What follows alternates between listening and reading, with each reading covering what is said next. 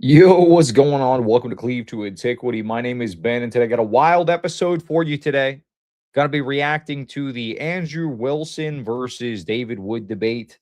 All that fun stuff there. We're gonna be talking about some of the stuff that led up to the debate as well. And David Wood kind of gave up his motives in this debate. I don't know if you noticed that. So originally his whole thing was, oh, you guys are the ortho bros are attacking me because they say I can't do apologetics unless I address the one true church claims. Then he moves into some kind of like Russia collusion hoax thing. But ultimately, it all had absolutely everything to do with the initial claim, which is that he's annoyed that he can't just do anti-Islam polemics and send them off into like whatever church he wants to, even if it's a Messianic Jewish synagogue that has really nothing to do with Christianity. It's just they want to get you like circumcised and stuff. So this was a wild debate.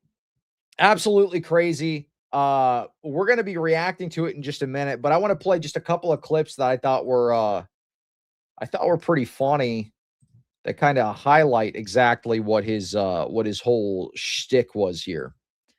So here's one clip here. This was Rachel Wilson sharing this after getting destroyed by Andrew Wilson in a debate where he asserts that Jay Dyer and the Ortho Bros are controlled by Russia. Woo!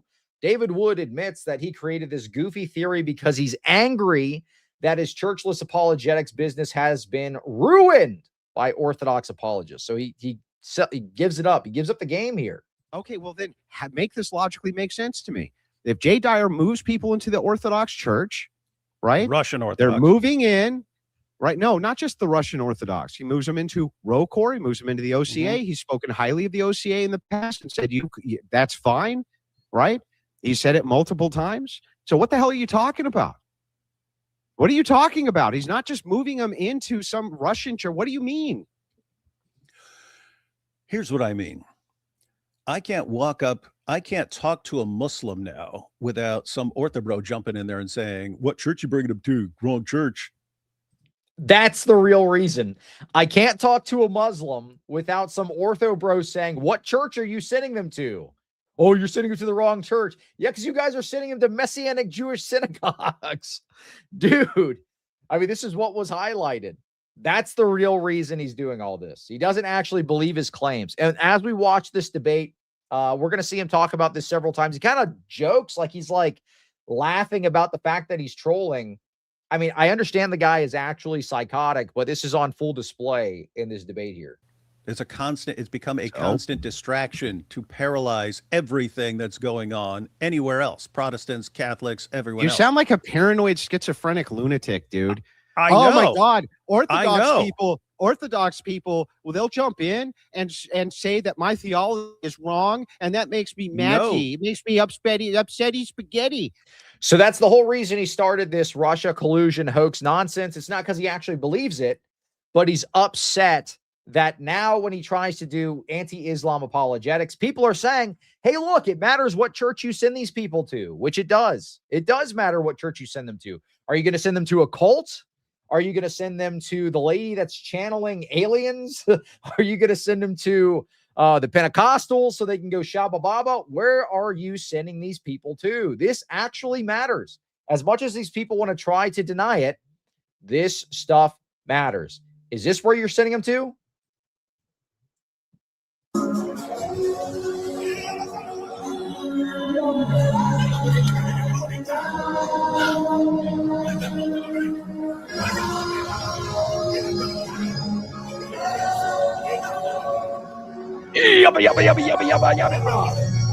You sending them to the Shabba Baba Shabba Liba church here? Are you sending them to the I don't know what's going on, dude.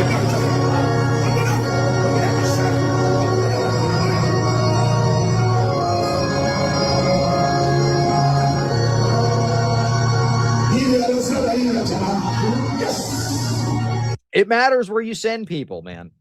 Like, I don't know if you realize this, but when you're put into a position where you're able to direct people on where they just ripped apart their entire life. It's like, yeah, I'm going to be disowned by my family. I'm going to undergo persecution to leave Islam. Where should I go, David Wood? And he says, oh, well, you should go to go to Chuck E. Cheese. Tell God yes as he set you free. Tell God yes. Tell God yes. I'm telling God yes. Come on. How dare you say you're the one true church? How dare you say that you are the one true church? I want to be able to send people to this place.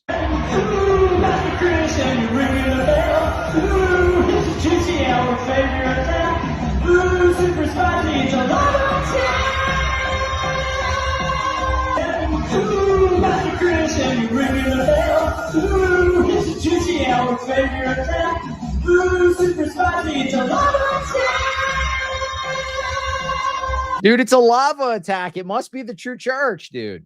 This is where you got to send the Muslims after they convert. You got to send them to super spicy chicken church. Or how about this? Send them to the Pentecostals. Right now, I break every generational curse off of him now. I break every word curse spoken over him.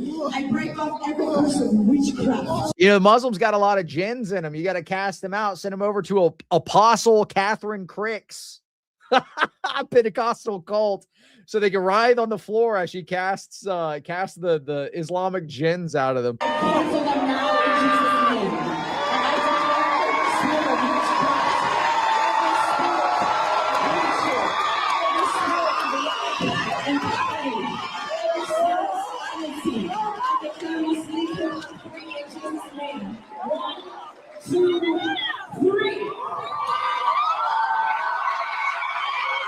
It don't matter what church I'm a part of. You filthy ortho bro. Stop challenging me on my churchless apologetics. We got to be able to just send it wherever we want, because this is what makes it look good for us optically. It's just easier. It's just easier for me to say, like a blanket statement. You know what? You do you, boo-boo. You go wherever you want. Whatever church says they believe in Jesus, this is good enough. It don't matter. But you see this with all the guys that do the anti-Islamianity polemics. Like, it's not a bad thing to debate Muslims. It's a good thing, actually. But you should actually know where you're sending these people, rather than just saying, you know what? You were a Muslim before. You go off and you interpret the Bible however you want. You go off and interpret the Bible however you want. You can go to Catherine Crick's Deliverance Church, because you know what? In Islam, they were doing the same thing. I mean, look at this Muslim dude exercising his wife with laser guns. That guy's going to interpret the Bible real good, dude. That right there strikes me as a man that knows how to interpret the Bible correctly. It don't matter what church he goes to when he becomes convinced of Christianity. He just needs to go wherever. Apostle Catherine Crick's church, whatever, dude. He's already got a strong foundation here.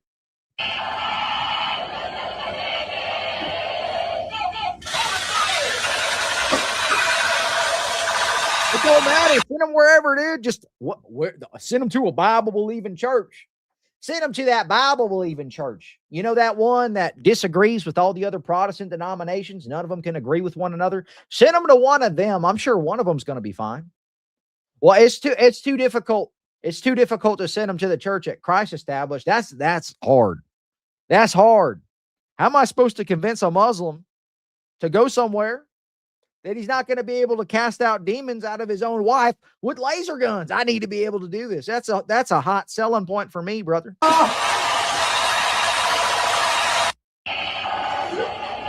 That's a selling point right there, dude. You got to be able to send them to the laser gun church.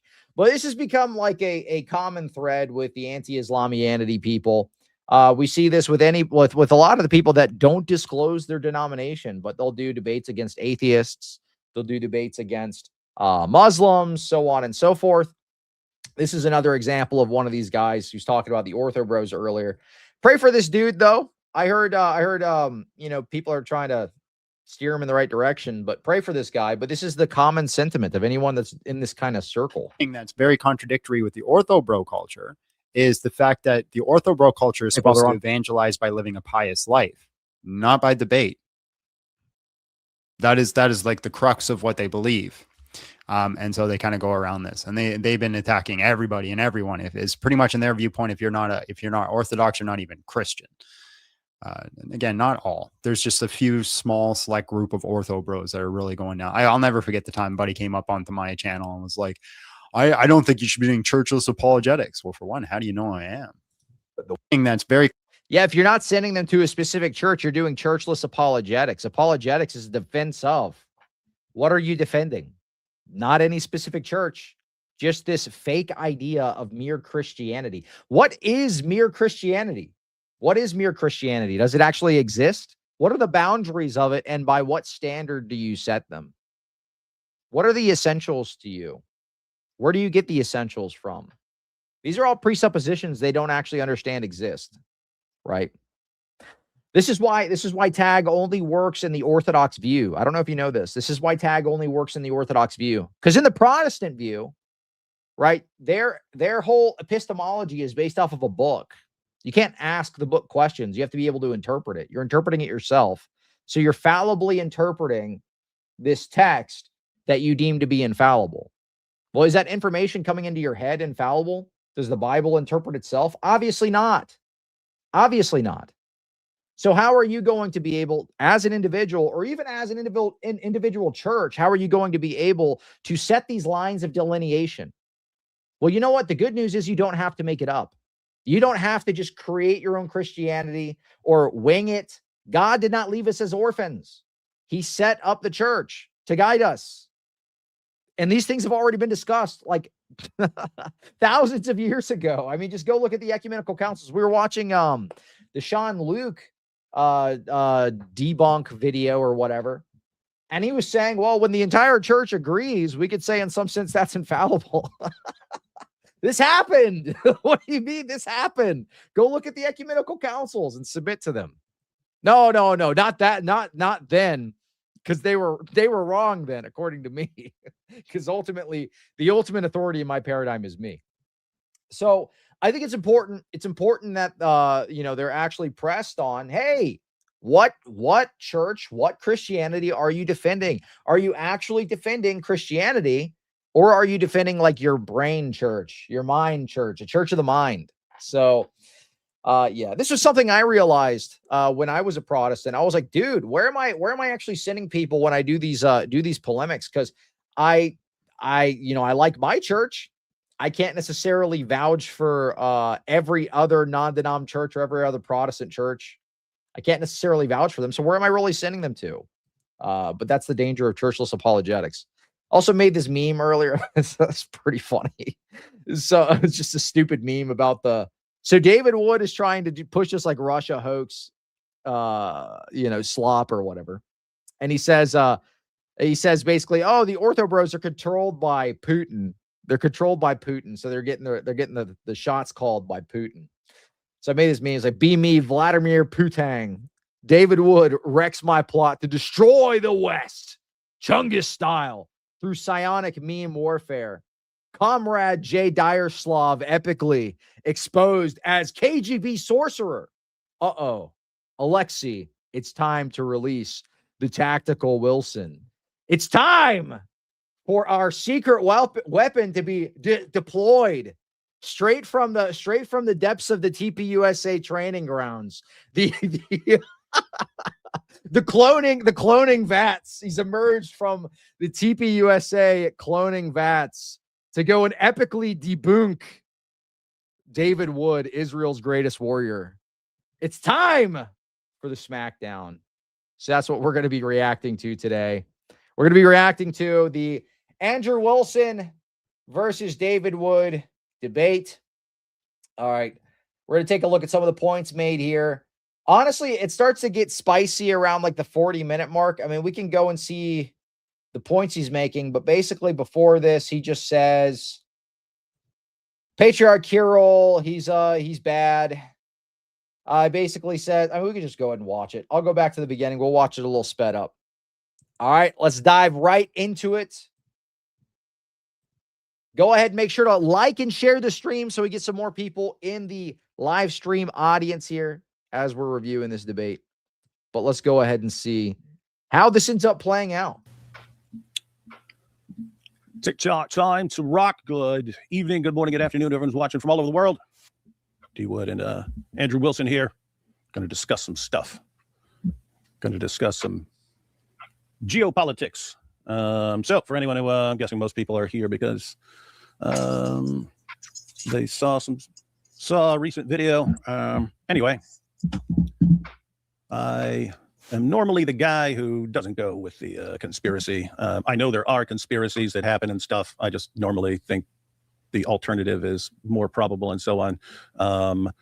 So I'm usually not the conspiracy guy, but except when it's like all over the place, and then I start thinking, like with Islam, you got we talk about the 3 stages of jihad. Everyone, 3 stages of jihad. That when Muslims are a tiny minority, then they're taught to promote peace and claim victim status and things like that. And then later on, it changes to defensive jihad, and then still after that, changes to offensive jihad. And so when we see this happening, out in the world, then I start thinking, okay, well, that's actually designed. Well, we've got some things that after the Soviet Union. Yeah, refusing to name a church is a polemic strategy because Protestants cannot defend their foundational beliefs any better than Muslims. Yeah, if you can't press me on what I believe, then my debate is all against your beliefs. You can't actually press me on what I believe, which is actually what David Wood ends up doing here. He says, you know what? I don't know if I believe in annihilationism. I don't know if I believe in once saved, always saved. I don't know if I believe in real presence of the Eucharist. I have no beliefs. My belief is just contra whatever your belief is. That's basically it. It's a strategy. You're absolutely right. Union was collapsing. And they started getting some ideas and so on. And I see a connection. With some of the Orthobro activity. So I made a little video about that. And Andrew said, hey, why don't we talk about that and talk about the Orthobro connection and your connection to Israel and all this stuff. And I said, okay, so here we are. We have a little difficulty. We're using 2 different systems, and Andrew's trying to play it on his. Fun fact, we already reported on some of David's ties to the nation state of Israel. I posted this back in May 14th. For anyone who needed any more evidence, the anti-Islamianity cult is a bunch of foreign interest grifters. David Wood is literally funded by an organization that markets itself as Israel's economic Iron Dome, Barzell Media. So this is on their partnerships page. This is David Wood. Okay, he's one of their partnered YouTubers or whatever. This is Barzell Media's own website description. Barzell Media, yada, yada, yada. We are the economic Iron Dome for Israel and the Jewish people. So he's partnered with this organization. They send him these little boxes to sell, and they bolster Israel's defense fund. So he has ties to Israeli defense. But the feed that's being sent to him from ECAM is not what he's looking for. So I think he's trying to troubleshoot that right now. I'm going to fast forward a little bit. Looks like they're having some technical issues. In him that myself and Jay Dyer work with Russia. Madam President David Clinton Wood has determined.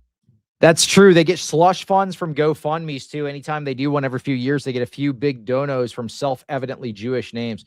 Well, you know what? I noticed this. A lot of the guys in the anti-Islamianity grift that orbit David Wood, they all have massive GoFundMe's every now and then. We just saw this with God Logic, where he did a GoFundMe. He got enough for his little legal defense thing. Ended up not being a lawsuit at all. But he got that. He opened it back up to get double the amount. So he got over $100,000 from a GoFundMe for a non-existent lawsuit. So, I mean, this is what we're seeing. They're grifting. Apostate Prophet did the same thing. He opened up a massive GoFundMe when he said he was getting threatened by Muslims. Dude, if I did that every time I got a threat from like an anonymous account on X, oh my goodness, bro. You guys would call me a grifter left and right. But when these guys do, it's no big deal because we all know every Muslim anon has to be taken extremely seriously, enough to get you a couple $100,000. Russia is interfering in his Protestant business. And Comrade Wilson has figured out how to manipulate the system by being a double, triple, quadruple agent. Interesting. Yes, to the Candace fans, Comrade Wilson is looking for the Jews. And to the Israel lovers, Comrade Wilson is working for Russia, but they all have it wrong. I'm actually an agent of the Greenlandic Freedom Federation, here to infiltrate Trump's plan to annex my great nation. Yes, friends, as a member of the Greenlanders Against Annexation Freedom Fighting Association, it is my diabolical plan to make sure that Protestants who have been a thorn in our side for far too long be brought to heel under the great Greenlandic King of the North, and our subjugation of you will know no limits. Think about it. I'm constantly agreeing with Greenlandic propaganda. Just the other day, the mayor of Greenland tweeted, and I quote, "Holy shit, it's cold here." And I retweeted that. I claim to be from Michigan, but that was really just a cover to explain my mini jackets. The perfect cover for why I can withstand cold weather. People have trouble placing my accent. We got some we got some Protestant guys spurging in the chat. If orthos are like Andrew, then they're Zionist defending grifters for TPUSA and evangelicals. I don't know if you're a bot or what the deal is, but you do realize Andrew Wilson's literally pressing in this debate David Wood's ties to the nation state of Israel. If Andrew Wilson was an Israeli shill, why would he expose somebody for being associated with the nation state of Israel and their defense funds?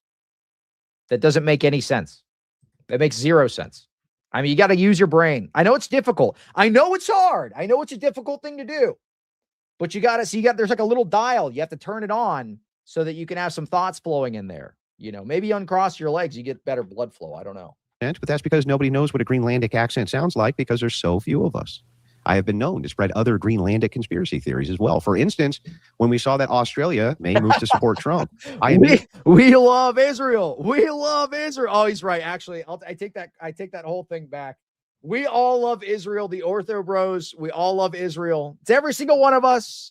Well, you caught us. You caught us. We're all Israeli shills. We're shilling the IDF. Bibi Netanyahu, send me $7,000 immediately. My best friend Bibi, you have to send me $7,000, Bibi Netanyahu. Began to spread the rumor that Australia isn't even real. Totally fake country, I said. I even gaslit many Australians into believing it as well. I've been at the forefront of a massive Greenlandic conspiracy right under your noses. It's crazy. And this guy wants to pretend I'm a Russian asset. Ha, I say. The boys got a good laugh when the dog sleds delivered them that mail, let me tell you. So whatever you got, David, for why I am a Russian spire asset, I can't wait to hear it. Whatever you got for why Jay Dyer is a Russian spire asset, I can't wait to hear it. But that is what you are claiming, and that is what you claimed in our Twitter back and forth, was that at least one of us is an asset and that the Orthobros are assets. And I want you to actually take the time to back those claims up this time and actually prove that, David. That would be great. Because what I think is that you're doing associative nonsense, which is, oh, there's a loose connection here and a loose connection there and some loose connections over here. We're going to tie all that shit together and pretend that means something or is meaningful in some way. Yeah, I mean, look, he has got JP Uncut on the show literally like at the end of this stream. JP Uncut. Oh, he just had Jake the Muslim metaphysician on his show. This must mean David Wood is conspiring with jihadis. This is the exact same thing that he said of us when Jay Dyer said bingo, which is what started all this nonsense. Oh, but it's fine. It's fine when he does it, though. That's what it is. It's fine when David Wood does it. It's not fine when anyone else does it, though. And that's, by the way, even if we're just saying bingo, you know, but it's not the same. You know, to be fair to David Wood, he didn't say bingo a single time. He just had the people who were platforming Muslims on his show and who are actually teaming up with them to do theology. The Candace Owens people do. That's what all of those types of people do.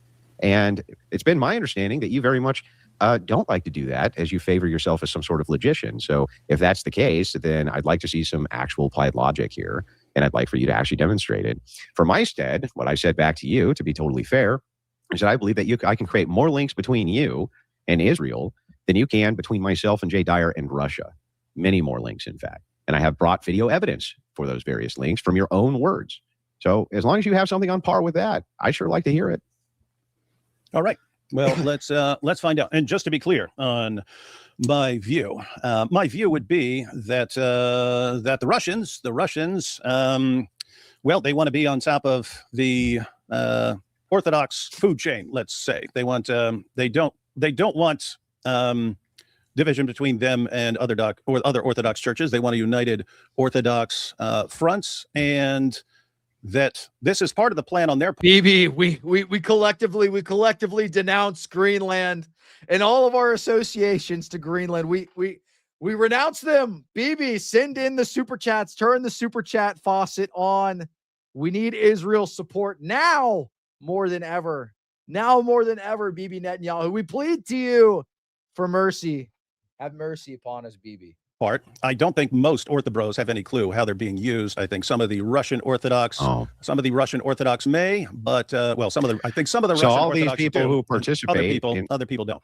So all these people participate inside of the church and day in and day out, and not you. But somehow you were able to stumble across the fact that they're all just being used by Russia right under their noses. And they're so stupid that they can't see you. Absolutely. And you're so smart, of course, that you know this. Totally. Yeah. And it boggles the mind. It boggles the mind. It does boggle the mind for sure. All right. So let's zoom through some of this stuff. So anyway, we got Orthodox Times here. Patriarch of Moscow worked for the KGB in the 1970s. Already mentioned this, but we just want everyone to have sources that they can look up and so on, since I'm not just saying this. Now, stuff have you dug into that source? The Orthodox Times? No, the Patriarch of Moscow worked for the KGB in the 1970s. Swiss media reports. The Swiss media reports that. And what are their sources for it? Do you know? Yeah, the unsealed government documents about his activities there, because that's where you had this Council of Churches in the 1970s. So it says, on behalf of the Soviet Secret Services, the KGB, the head of the Russian Orthodox Church, Patriarch Kirill, was working, according to the Swiss press, according to the Tages Anzeiger newspaper, the head of the Russian Orthodox Church during his years as a representative of the Moscow Patriarchate to the World Council of Churches, cooperated with the KGB, codenamed Mikhailov. Moscow Patriarch Kirill of Moscow in the 1970s was conducting spying activity in Geneva on the orders of the State Security Committee, KGB of the USSR, a series of Swiss newspapers, and especially the Tages Anzeiger newspaper, in its article, Putin's Patriarch was Spion in der Schweiz, citing declassified state archives of the period from 1969 to 1989.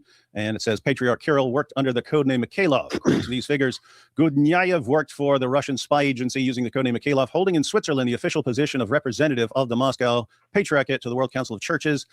His main task was to influence the World Council of Churches. From Switzerland, he returned to the Soviet Union, where he quickly began to advance in the ecclesiastical hierarchy. The Russian Orthodox Church declined to comment on the Swiss press reports. The World Council of Churches said it had no information on the matter. So who said that? That they had no information on the matter? The World Council of Churches, which, why would they have any on that? Gotcha. Okay. So that's, again, you're right. This could be someone, So let's just grant it for the sake of argument. Let's just grant it for the sake of argument. Okay. Before Kirill was the MP. Okay. Then let's just grant it for the sake of argument. What does that have to do with Jay Dyer and the Orthobros working for Putin?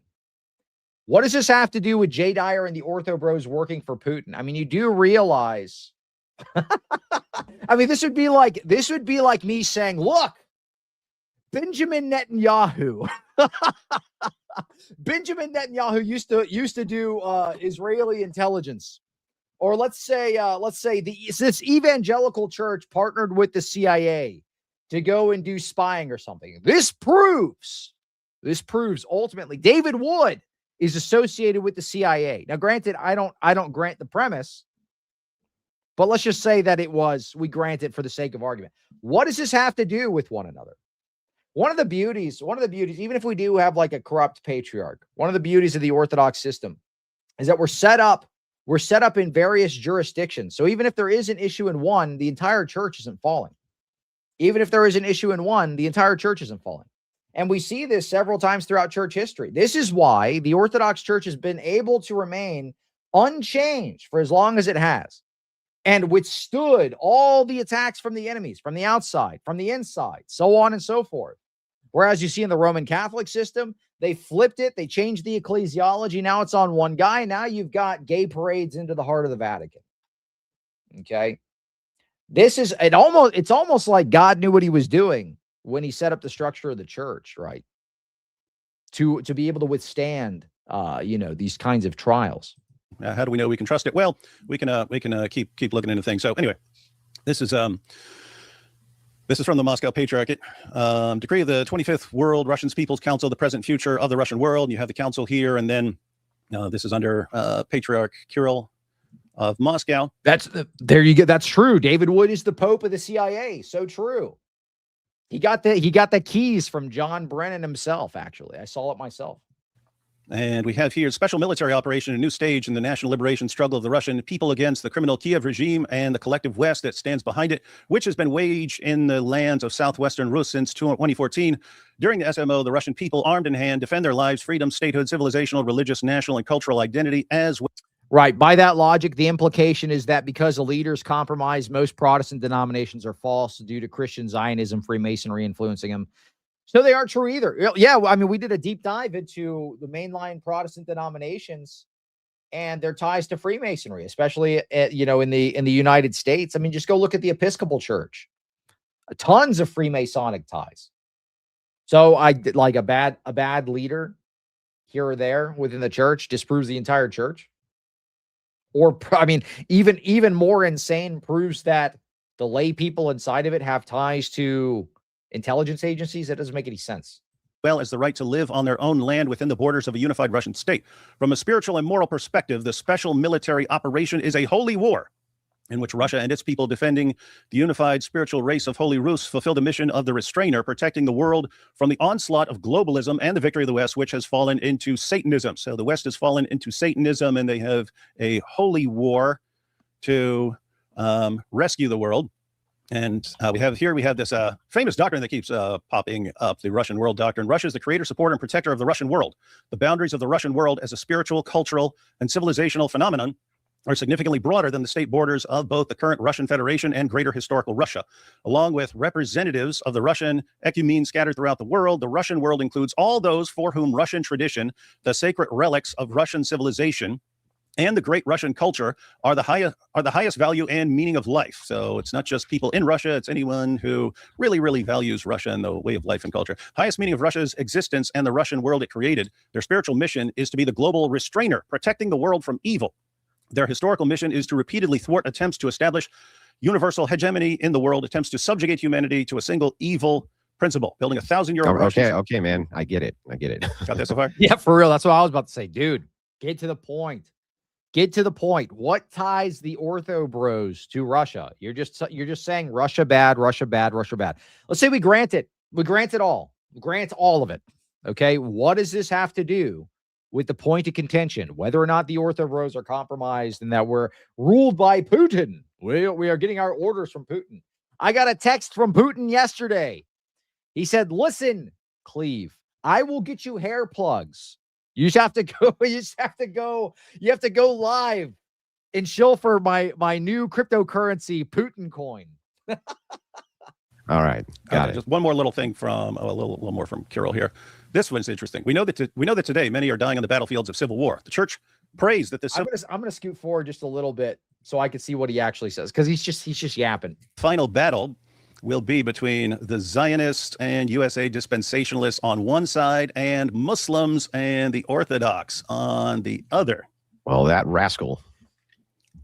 What a rascal. Yeah, what a rascal. That's Putin's brain there. That's the guy they call Putin's brain.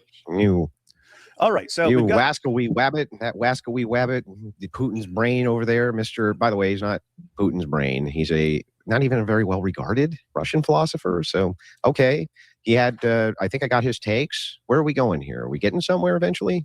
We're bringing it all together. So he wrote that in. How long is it going to take to bring it together? It's going to take a long time. You asked me for evidence. If I don't give any evidence, you're going to say you've just said things. Yeah, you haven't given evidence. I don't want like Gish Gallop. Can you tie it off like so that we can get to what your point here actually is? Yeah, it's kind of. I'm gonna tie it all together. All right. So he's saying that in 1997. Let me back up a little to 1987. We won't read all this because I have some screenshots here.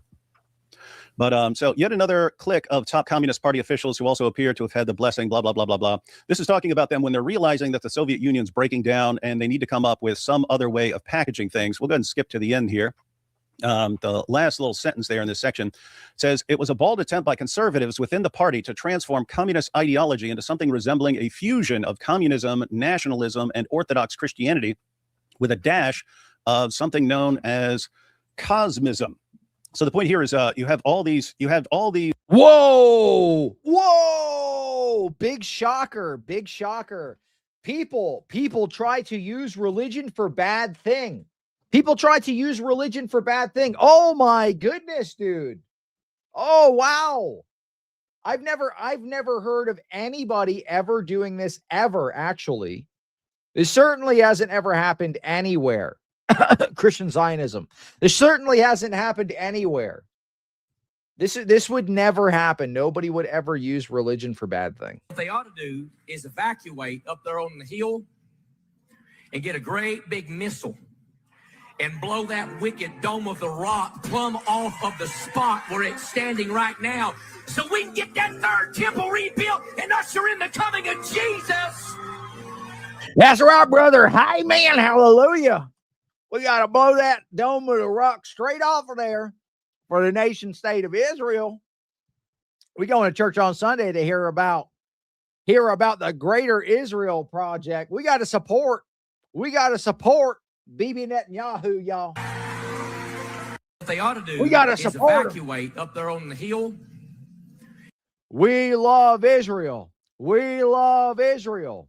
You caught us. You caught us. We love Israel. We're all Israel shills, actually.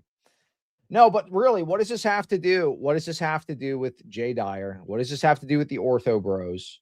Yeah, people use religion for bad thing.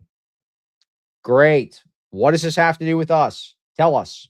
When the Soviet Union's breaking down, you have all these ideas of how do we kind of move forward now.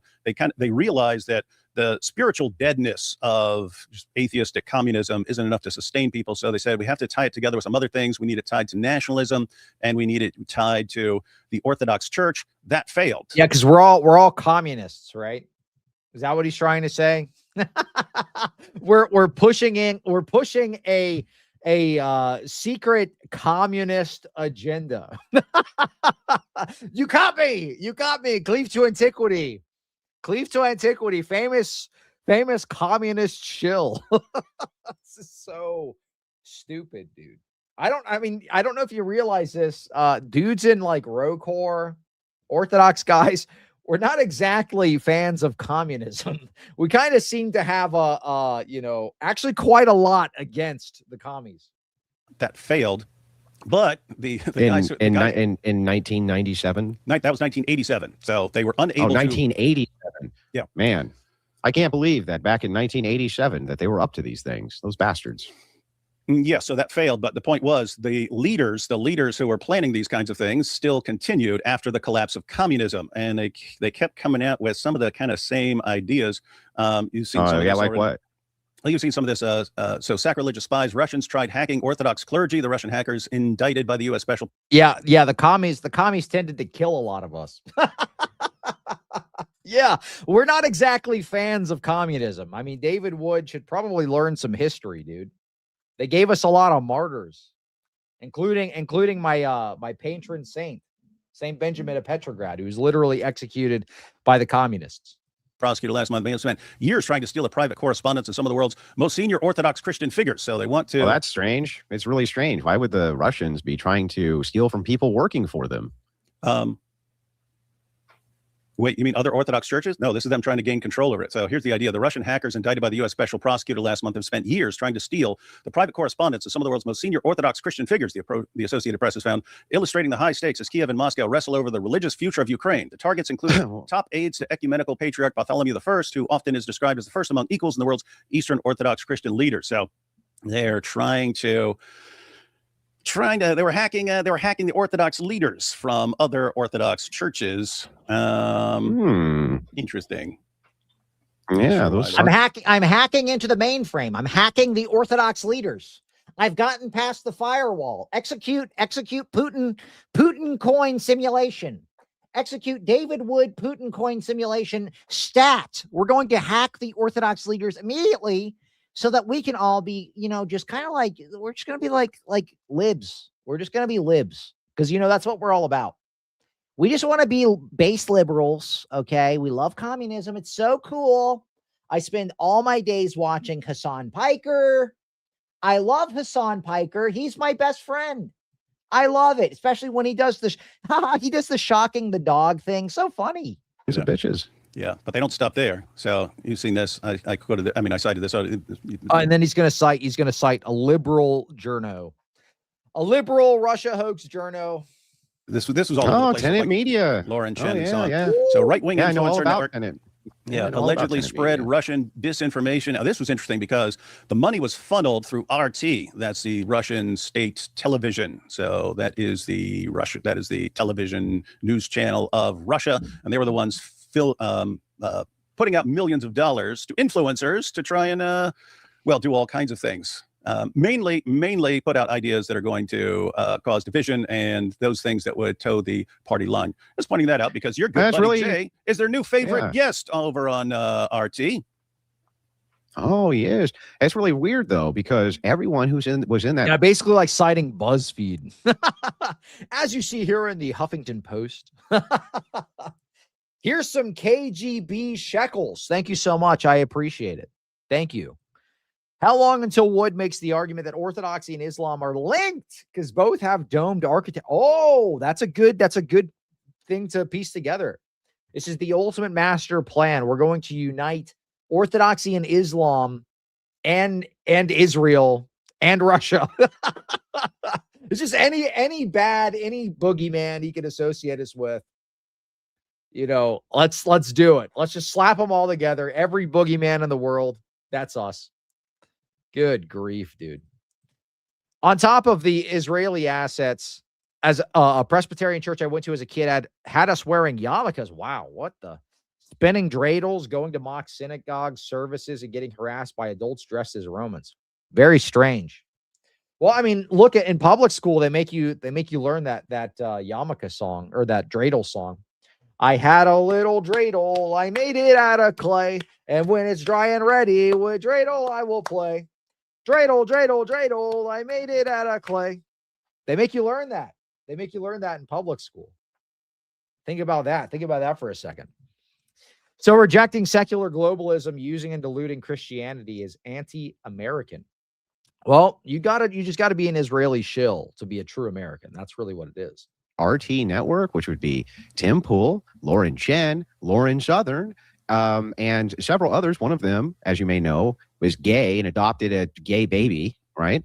Interestingly enough, me and Jay have destroyed all of those people while they were with Tenet Media, including me. I destroyed almost every one of them, in fact, while they were with Tenet Media. I wrecked Lauren Chen on her own channel while she was with Tenet Media. I've wrecked Tim Pool in debates while he was with Tenet Media. Jay Dyer also has debated with several of these people. So, man, you are really tying the tight connections here, David. Yeah, well, so you're But all that was, of you're all course, attacking each other, but division would be we're the all goal. attacking each other. With that said, Andrew, Those damn Russians want us. They want I've us not to be accused you of fighting so that we being have a cloak.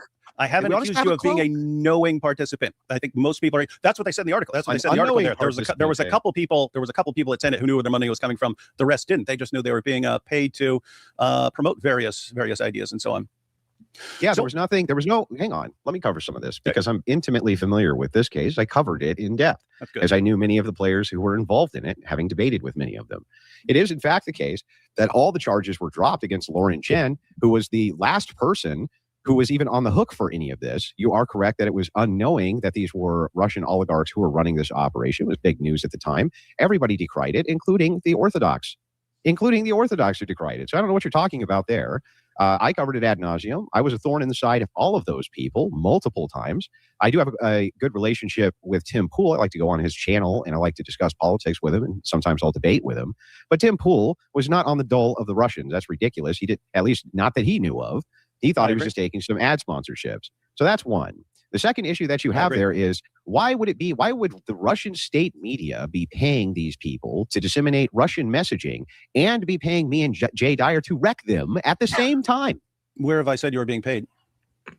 Or that you knew anything about this? Well, I don't know. I don't know. Do you not think so? You don't think me and Jay Dyer are being paid by Russia? Then we're just unknowing stooges of their propaganda? I haven't said anything about you. You did. You said go talk to your comrades. Oh, go talk to that. Okay, so I mean, if they're my comrades, then that means I'm in. He forgets his own made up crap. He forgets the narrative that he himself wove. That's the one downside of being a liar. You have to remember all the lies you told. That's the hardest part. You got to remember every lie you've ever told in order to paint a coherent narrative. That is difficult when you lie so much. On it, right? Andrew, are you now the guy who can't take a joke if I say go talk to your comrades, and therefore I'm saying that I'm also saying you're a communist because I'm saying oh, so now he's just trolling. So he's just, oh, it was just a prank. It was just a prank, dude. I'm just pranking you, bro. Comrades, Well, you seem to want to tie it in as though there was a conspiracy which involved Orthodox who you consider to be prominent streamers, and that's what we were there to discuss. Yeah, that would be the Russian Orthodox. Are you Russian Orthodox?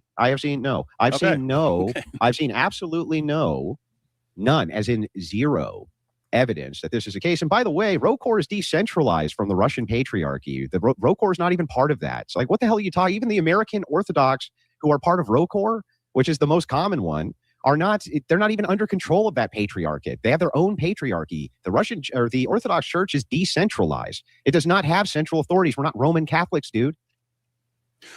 So you're saying that wouldn't fall into Patriarch Kirill's doctrine of the Russian world, where everyone, whether inside of Russia or outside of Russia, who just, I think he said, loves Russia and holds that up high and in esteem and so on, and loves the Russian culture and so on, and loves all of that, that the goal is for all of this to be under Russian control. So what? What does that have to do with streamers being part of a Russian conspiracy? Yeah, like any guy that holds an opinion of anybody, even outside of his organization, like as long as they're doing ABC 1, 2, 3, they're supporting us. This means that they're working for them. So I've said this several times in my streams. I think it's good that David Wood is pressing some of the claims of orthodoxy, especially the theological claims. I think this is stupid. This is a waste of time. And this is actually, I mean, this is detrimental to not only his look, his image, his brand, but I mean, it's also kind of like dangerous rhetoric at the same time. I think it's better when he's like discussing theological claims. But I said that in the past. It was like, look, him pushing against the Orthodox's theological claims actually brings more people to orthodoxy. So that means by association, by his own standard, because I hold that position, that makes him an honorary Orthobro. That's what it is. David Wood's actually an honorary Orthobro. Welcome to the ranks. Welcome to the ranks, my friend, by your own standard. Conspiracy, even unknowingly. What? What does that have to do with shit, dude? It's just some unrelated tangential nonsense. Tie it to somebody, bro. Okay, I'll tie it. So anyway, the point is, we see what they're doing and what they're calling for, what they're trying in the 70s and in the 80s and in the 90s and after that and so on. And then we get down to the time of the Orthobros. You've seen this. Jay Dyer is a regular host of Alex Jones' InfoWars and is increasingly becoming a notable figure in the right-wing and far-right online sphere, while already being perhaps the most popular and influential Orthodox online personality. Dyer caters to this online culture in his aesthetics, conduct, and media content. His presentation of orthodoxy also takes... We've covered this article already in a previous stream. I'm going to skip forward just a bit to see if he says anything new. So basically, he's using lib journos. He uses a guy that was okay. This was the gay dude, or he wasn't gay. He was wanting the Orthodox Church to push the gay agenda. That's what he wanted. So this guy was kicked out of Jay Dyer's Discord because he was a guy that said he was converting into the Orthodox Church, but he wanted Orthodoxy to change its views on homosexuality. So he was kicked out of the Discord server. David Wood is now using this guy's testimony to try to attack Jay. So let's take a look at this. With this platform. So that was his resignation. What I was interested there was wait, hang on. You said that this was going to be some kind of proof of tying in with Russia. That was not proof of any tying in with Russia at all. Nothing.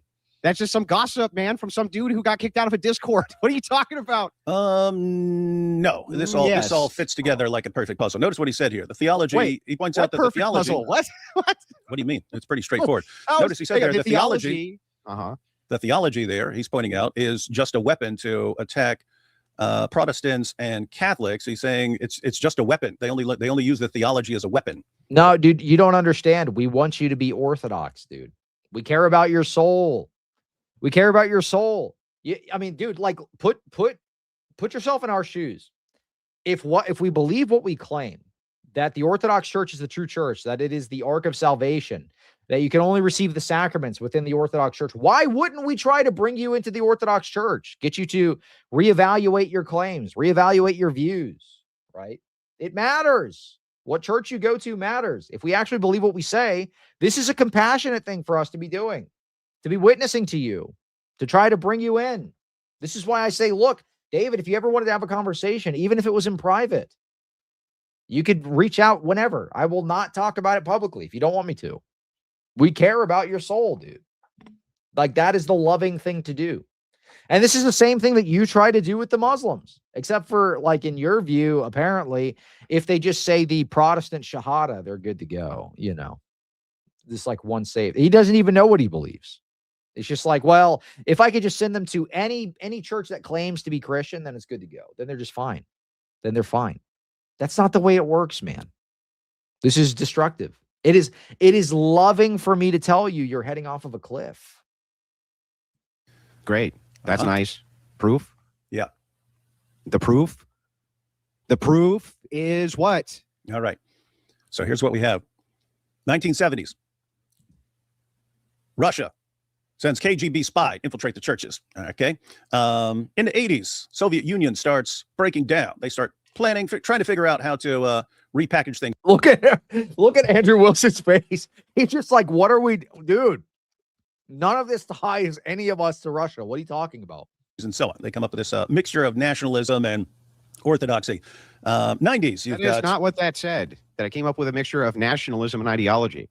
It came up with an idea which would blend communism with other forms of ideology to repackage it for some kind of spiritualism, which, by the way, communists have done that many times throughout history. Yeah, and then the communism part broke down, but those guys kept going forward. Okay. Yeah, dude, do you not understand? We don't like commies.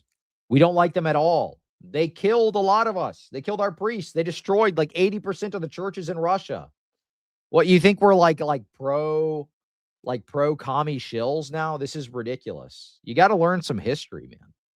Yeah, the commies did infiltrate the church in Russia. They did do this. They killed the priest that stood up to them. Go read the story of Saint Benjamin of Petrograd, my patron saint. They literally executed him for this, for not bending the knee to the Communist Party. We're not happy with them. You have the same leaders. That guy, which guys? He was leading. I can look it up. He was leading the ministry of something until 2015 when someone else took over. You want me to look it up for you? No, I'll just take your word. Okay. I'll just say that the same leadership is there. Okay, so 1975. I'm sorry, 1987. 80s, these guys 90s, all the way up to all the way up to, and so on. Let's just say all the way up to right this second. Same. And you look at what they're saying. They've got put everything together. Their concerns are they don't want the Orthodox Church fracturing or fragmenting because they want Orthodox versus other, except in some cases with like Dugan, where it may even be Orthodox and Islam versus Protestants. Dugan's also completely insane, by the way. Dugan's also completely insane. The guy says like white people deserve to be destroyed. Did you see that? He's literally on Twitter saying like white people deserve to be destroyed. You think we're teaming up with this guy? Ecumenism is against our religion, right? Ecumenism's against our religion. 100%. I agree. Okay. Unless it's with Islam, then it's good. No, it's still not good. Okay. And nobody. Oh, we're ecumenists with Islam. Did you hear that? He's like, ecumenism's bad unless it's with Islam. You literally had JP Uncut on your show. You just had JP Uncut on your show at the end of this. Do you not realize this guy was doing theology with Jake the Muslim metaphysician? Not even that long ago. June 14th, JP Uncut with Jake the Muslim metaphysician on his show. What are we doing here? Ridiculous. Good. If you could don't let Dugan have his way. There's never been any ecumenism. Dugan didn't say there in that tweet that he wanted ecumenism with Islam. What he said is that it's really interesting, if you look philosophically, that there's a shared form of eschatology. But that's only in some bizarre philosophical sense. That is not. How the fuck did you get to the point where you're saying, wait a second, Andrew, according to Dugan, we want ecumenism. The Orthodox want ecumenism with Islam. What? That never happened. He just made it up. No, I don't even. I mean, there he's talking about like combining eschatologies and so on, and that the Orthodox eschatology lines up with Islam. He did say that it lines up. No, he didn't say combine them. They both view things as like. He didn't say combine them. He just said that there's an interesting notation in eschatology where it is the case that some of these patriarchs or visionaries think that we would be on one side, Islam would be on another side. He pointed out an interesting philosophical thing. Neat. Okay. People who talk eschatology do the same thing in Protestantism and every other denomination. Gog and Magog. That's going to be China and Russia. I've heard it a million times from Protestant eschatologists, right? Whether it's true or not, I don't know, because it's mental masturbation. What I'm after here is how in the world, first of all, you just lied. You just said that Dugan said that he wanted ecumenism. He didn't actually say that. He didn't say that. Not in the tweets you just showed. You know, I'm using that as, in a loose sense, where this guy does seem to see things in terms of those guys over there versus Why is it that every time I catch you saying something that's completely false, it's suddenly I just meant it loosely? It's like, just mean what you say, dude. The aligning eschatologies, the battle between orthodoxy and Islam on one side and the Western forces and the Zionists on the other side. Yeah, he said it. Yeah, they did just have that recent statement. Russian Orthodox Church declares the belief that Muslims and Christians share the same God is heresy. Newly commissioned report from Moscow Theological Academy declares that to believe any of the following is radically incompatible with the Orthodox faith. That Muslims and Christians believe in the one same God, while it's implied that it is the same God corresponding to the ideas of Islam. This is heresy. Okay. Muslims and Orthodox Christians believe the same Jesus Christ, who is God's messenger. This would be considered heresy. Muslims and Orthodox Christians believe that Jesus Christ will gather an army of Muslims and Christians against an army of the Antichrist. All heresy. All are considered heresy. This is literally like, if you're going to even go by the statements of the MP, all of these things are considered heresy. So he's wrong on every single front. Even if we were to grant it to him, he's wrong on every single front. It's an interesting notation, an interesting footnote that there in eschatology, the potentiality for X. Wow. It's a huge combination of him saying, just got off work. Did you start the secret Russian Muslim Putin alliance agenda? Yeah, that's what we're on right now. Lord have mercy, dude. I mean, if you're going to come up with a conspiracy theory, you got to at least try a little bit harder. The guy read like 2 lib slop news articles from a Huffington Post or something, and then came up with conclusions. Didn't watch the whole thing yet, but it's crazy after Andrew Wilson leaves, DW admits he was obfuscating his own theological views. Oh, color me shocked. Color me shocked the psychopath would lie. Color me shocked that he would lie about stuff. If only he spent this much effort on his own beliefs. Yeah, he doesn't even know if he believes in once saved, always saved, or any of these other things. He just makes it up. It's a grift. Calling orthodoxy a Russian operation without proof is an analysis. It's sola geopolitics. Every Protestant is his own intelligence agency. Yeah. Well, we already concluded David Wood is the Pope of the CIA. That's what it is. But he didn't even show enough respect to deep dive the whole truth, just threading slop together to fit his fake narrative. Yep. That's all he wants. Well, he knows his audience is low IQ. He knows they're not going to understand it or want to actually dive in and research any of this stuff. That's what he's betting on. He knows his audience is comprised of like Fox News boomers. They don't do any research out of eating whatever like slop they watch on TV. So they're not going to do research. They don't care. You just say, oh, it says Russian Orthodox Church outside of Russia. That means they're ran by Putin. Makes sense. Yippee. Great job, David Wood. Me think many word not make smart man. Wood man show this. Very true. Very true. Very true. Demanding that we have ecumenism. So they don't just Islam as allies. You just smuggled that Putin, in with your boy Putin kissing the Quran and stuff. You just smuggled that in. He's my boy Putin now. Well, is he? Jay's boy. Oh, Jay's boy Putin. Oh, okay. If you condemn him, that's fine. But here's the idea. They keep saying all these things that we need to divide up. We need to divide up America. We need to divide up. We need to. They start talking like promoting the conspiracy theories, anything that's going to divide people along any sort of lines. And all of a sudden, out of nowhere, right when the whoa, you mean like Christianity? You mean like Christianity, David? Dividing people? Oh, wait, it's kind of like the Bible said, you know, I'll turn husband against wife, so on and so forth. You mean like Christianity is divisive? The truth is divisive. That means somebody's wrong. And in this case, it's you.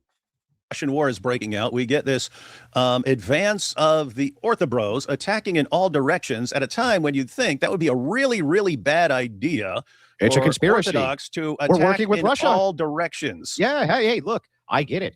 After all, I can make the loose affiliation that from 1987 until now, there's been an evil, malicious Russian plan in order to destabilize the United States. Wow, David, that is incredible. That's almost like, I don't know, every other country on earth which exists who does the exact same thing. They thrive off destabilization in the American political system, not just Russia. Basically, all of them do. That's a great insight. How do we tie that into Orthobros, though? What's really, David had, man, you have some compelling stuff. A guy left to the Discord and was upsetty spaghetti about it once. and still didn't actually make any of the claims that you're making, interestingly enough. And then on top of that, let's look at your other very compelling evidence. It's actually excellent. Ecumenism. They're going for ecumenism. And then you give us an example where the guy didn't actually say anything about going for ecumenism. Which is crazy because the Orthodox Church is the only church that's anti-ecumenist. We're literally the only ones. The Roman Catholic Church, ecumenist at this point. The Orientals, extremely ecumenist. Protestants, I mean, they got branch theory. Their ecumenism is built into their position. So what are you saying? I mean, your whole brand is ecumenism. You are attacking us precisely because we say we are the one true church, which is the polar opposite of ecumenism. He doesn't even know what ecumenism is. Then on top of all of that, you still haven't actually tied in at all how the fuck Jay is tied into any of this. I don't know. I mean, I don't know how you're missing this. If you have a bunch of Russian leaders over time saying, here's what we need, and we especially need this when the war's breaking out, and then you get this entire group. Go look at literally every OO guy going onto Roman Catholic channel singing Kumbaya with him. Every OO guy going onto Protslop channel singing Kumbaya with him and then attacking the Orthodox. They are super, super ecumenist. Super ecumenist. Jumping if you're new to this channel, go back and watch any of the videos that I've done covering the OO subjects, and you can see they're even singing Hillsong in there in their churches. And doing exactly what they say they need. What entire group is doing what? Just a coincidence? What entire group is doing what?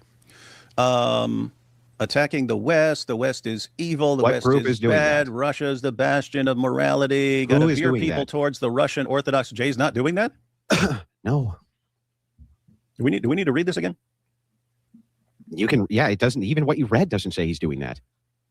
Jay Dyer, regular host of Alex Jones InfoWars, increasingly becoming a notable figure in the right-wing, far-right online sphere, while also being perhaps the most popular, influential Orthodox online personality, caters to this online culture and his aesthetics, conduct, media, his presentation of Orthodoxy also takes advantage of the U.S. culture wars. Culture wars. Plays upon the recent fascination of the right-wing and far-right with Russia as the bastion of moral values and Christian power. Okay. Russia, you don't say. It should be noted. it should be noted. Hang on. It should be noted. Yeah, you should go watch Jay's videos talking about how the commies tried to infiltrate the Orthodox Church and persecuted us, and how the Russian government was corrupt during that time period. He's literally done multiple shows on this. He did one with Metropolitan Jonah. That Dyer and most of the clergy associated publicly with patristic faith are members of ROCOR. Members of ROCOR.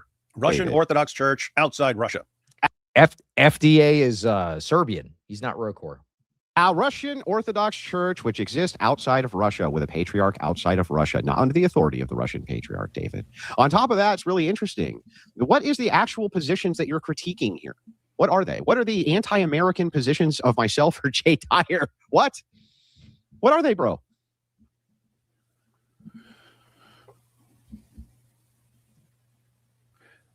If Russia were to say, I need 10 ninjas to go and attack DC, and 10 ninjas suddenly go and attack DC, you would seriously be saying, well, what's the connection? The ninjas didn't, you wouldn't see the connection? Here's what we need, and then it happens, and then you say, well, I don't see any connection there.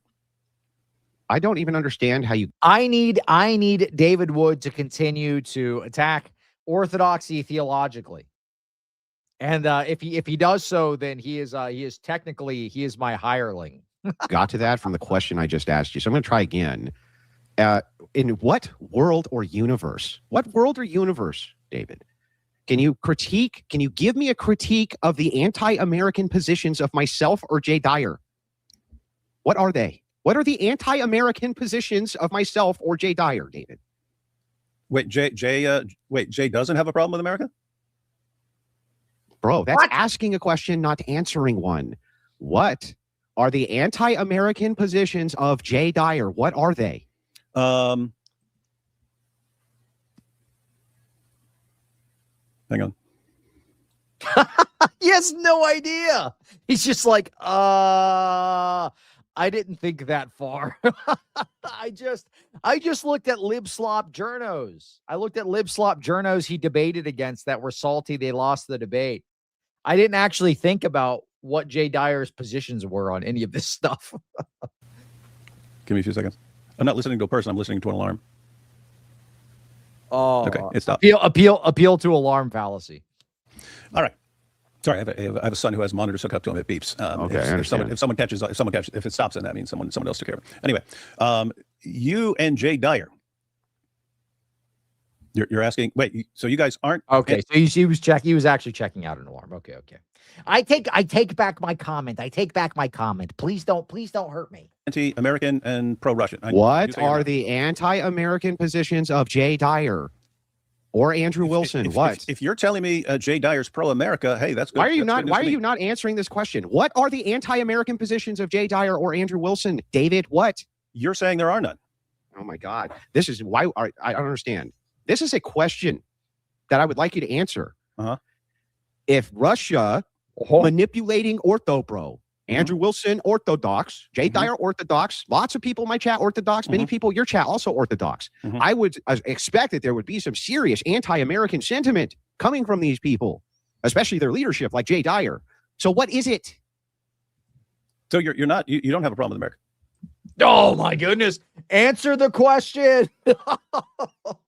What are we doing? What are we doing here? He doesn't have an answer to the question. So you're saying you're not actually anti-America? Mr. Andrew Wilson, who is helping the TPUSA? You're telling me that you are actually not anti-America? Oh my goodness, bro. I'm asking you. I don't watch you guys. Then why would you make the claim, David? Because it's not. Because you're a liar. Because David's based a liar. on that. It's based on what Russia. And look, he's laughing. He's laughing about it. He's like, "Oh, I made the claim because I was trolling." I'm asking you. I don't watch you guys. Then why would you make the claim, David? Because it's not. It's not based on that. It's based on what Russia is looking for. You know. I had somebody from my old church. I had an older guy from my old church unironically text me and say like, did you know your church is like run by Putin or something like this after watching David Wood's video? This like that actually has real world ramifications. He thinks it's just like a silly troll. He just thinks it's like a little goofy thing. Meanwhile, we have people that are buying the Orthobro slop narrative. And I know at a deacon friend of mine's church, somebody came in there upset at the Orthobros and tried to punch the deacon in the face. So he's lying. He's lying. He doesn't actually believe that we have ties to Putin or to Russia or any of these things. He just thinks it's like a funny troll, like when he's trolling the Muslims or whatever. But he's doing it against other Christians and he's making up things. So now he's just going to play it off like, oh, well, it doesn't actually matter what I think. I'm just making loose associations because it's a funny haha troll. And you guys doing it. Russia would have people here as a destabilizing force. Right. That's what it's based on. That's what it's based on. Yeah, exactly. David is doubling down on the claim today on X. Is it a meme, troll, or not? Exactly, dude. You guys aren't a destabilizing force? That would require. Good to see you, Rachel. Thanks for tuning in. For us to have anti-American positions and want to move the country towards anti-American positions, which are... You guys aren't destabilizing influence? I'm saying that's what it's based on. Let me say it differently. 1990s. I'm not sure I ever heard. David, are you retarded, bro? Yes, I am. Actually, are you retarded? Listen closely to what I'm asking you. No, he's just a disingenuous liar. He's a disingenuous liar. That's what it is. He doesn't care. He doesn't care about the real world ramifications of these types of claims. He's hurt that we've impacted his grift. He doesn't like that Orthobros are saying like, hey, look, maybe you shouldn't send him to the Messianic Jewish synagogue. Oh, those Orthobros. Let me see what I can do. I'll look at like 2 libslop journos that hate Jay, and then I'll just conclude, you know what? They're actually working for Putin. You know what? These guys are actually, they're working for Putin. They're dangerous. They want to destroy America. Hey, guess what? These guys are enemies of the country. What do we do to our enemies? Wink, wink, nudge, nudge. The destabilizing force here of orthodoxy and Orthodox leadership, which want to destabilize and destroy America. They would be moving us towards anti-American positions, just like the communists did throughout the 60s and the 50s. What are those anti-American positions that we hold, David? Oh, yeah. Constantly blasting Protestants and Orthodox. And Catholics. My God. Are you serious? Like religious? Yeah, Putin. I am actually. Putin is my uncle. I don't know if you can tell. We look exactly alike. I am directly related to Putin. He is my uncle. We look exactly alike. Where's that Where's that monkey Putin meme I posted earlier? I'm going to show you. We have a striking resemblance. We have a striking resemblance. Here you go. Can you tell? We look exactly the same. That's me. Hold on. That's literally that's literally me. That's my uncle right there. This debates. That's the anti-American position. No. You've always had religious debates. Your guys' religious debates for 20 some years. As a Christian, no one in the Orthodox Church ever said, "Hey, I need to accept the one true church," and so on. Now I hear it. He pays me. He literally pays me in Dugan coin. He pays me in Dugan coin. 50 times a day. Something happened, and it was all over the past 4 years. How right in the since world would Russian that war be started. anti-American? How is that anti-American? You have the Establishment Clause. It allows us to have those debates. Yeah, you can have those literally debates. inside of the Constitution. The idea was that each state initially could have their own religion. The Catholics had their own state religion, dude. They had their own state with their own Catholic religion in it. How is this anti-American at all? Do you think that's what's going on? What? Oh my goodness. Okay. Protestantism, bad, no foundation. One true church. Everyone's got to follow the one true church, or you're wrong. You can't be going and doing anything else. You have to just be debating the one true church. Everyone has to be in shambles. Dude, nobody said you just have to focus on debating the one true church. We said stop sending people to Messianic Jewish synagogues. It matters where you send people, dude. It matters where you send people. I mean, are you sending people to this lady's church? One time I fought with a warlock who astral projected as a light being into the room I was in. And I physically fought with him. It was a knife fight. He had this crooked blade like this. It was actually made of light. This is how do you even explain these things?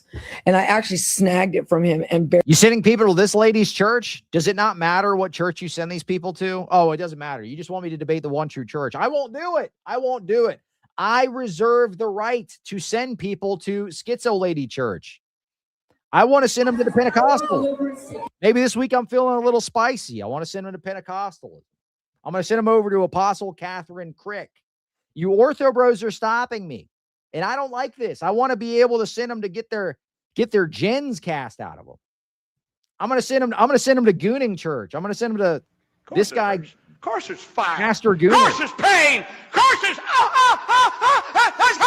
hot. Gosh, just shut up. I can handle it. I know what I'm doing. I want to send him to Gooning. That hurts. Oh God, I'm so tired. Oh God, I didn't want to lose her. Oh God, I didn't want to have that pain. Oh God, no. I reserve the right to do this. You Orthobros, you're ruining my fun. Shambles about their church. You can't, are Mormons anti-American, or Jehovah's Witnesses? Are they anti-American? That's not what we're talking about, man. Yeah, answer the question. Are Mormons anti-American? Not what we're talking about, dude. What makes them not anti-American? I don't get it. If they were part of what Russia was calling for, and then that stupid Gooning Church clip is making me lose it. I just it's so stupid. Since to cause as much division as possible in the United States, then yes. The thing you haven't demonstrated that any of these people have any affiliation with Russia whatsoever, and you can't name a single anti-American position they even hold. Because you know Jay what's funny Jay here? on RT. Jay on RT. Oh, Jay went on RT. It's over. He's working for Putin. He was on RT. It's over. John Kiriaku's working for Putin because he was on RT. So are like the several thousand American journalists that were on RT. It's over. Great. Okay. Yeah. Andrew on CNN must be a progressive then. Must be a progressive Russian state television. RT, the same one that was funding the Western influencers. Would you go debate on Al Jazeera against a Muslim? What was Jay arguing on? You didn't want to answer that one. You would absolutely go on Al Jazeera against a Muslim. Oh no, I wouldn't do that. I don't actually care about Muslims. I don't actually care about them. I don't get my Israeli kickbacks when I go and I do that. Go debate on Al Jazeera against a Muslim. Oh, sure. Is that what? Oh, okay, great. Is that what Jay was doing there? Was that what Jay was doing on there? He was debating. He was debating someone. He was probably giving his political positions. Which ones of those political positions, or which ones of those positions are anti-American that he gave on RT? Can you give me one? Let's see. The shows were evangelicals and Zionism. Yeah. the anti-Semitism trick. So that was the second show. So the first show was Yeah. evangelicals and Zionism. Yeah. Huh. That sounds what? exactly like your buddy Dugan there. We got Muslims and Orthodox on one side, It evangelicals. sounds like Dugan. if you're anti-Zionist, you are Dugan. It's so stupid. and Zionism on the other. Then we got the anti-Semitism trick, Wait, hang on. and then orthodoxy and the state.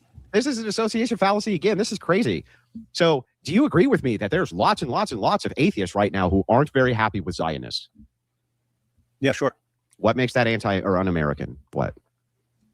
Well, if they're being stirred up and incited and led by the Russians who are trying, I mean, my goodness, we've got it right in the writings from the plans in the 1990s saying destabilize, deceive, divide, anything that could split people, keep pushing that. And if you so let me ask you a question. I'm very divisionary with the positions that I have when it comes to beating the shit out of progressive leftists verbally, and I've been doing it for years. I'm very, very divisionary. That's very American. What Good to see it. Good to see you, Father Timothy. about that is un-American? That's totally American, unless you're doing it for Russia. Great. Now you can show me that Jay Dyer's doing it for Russia.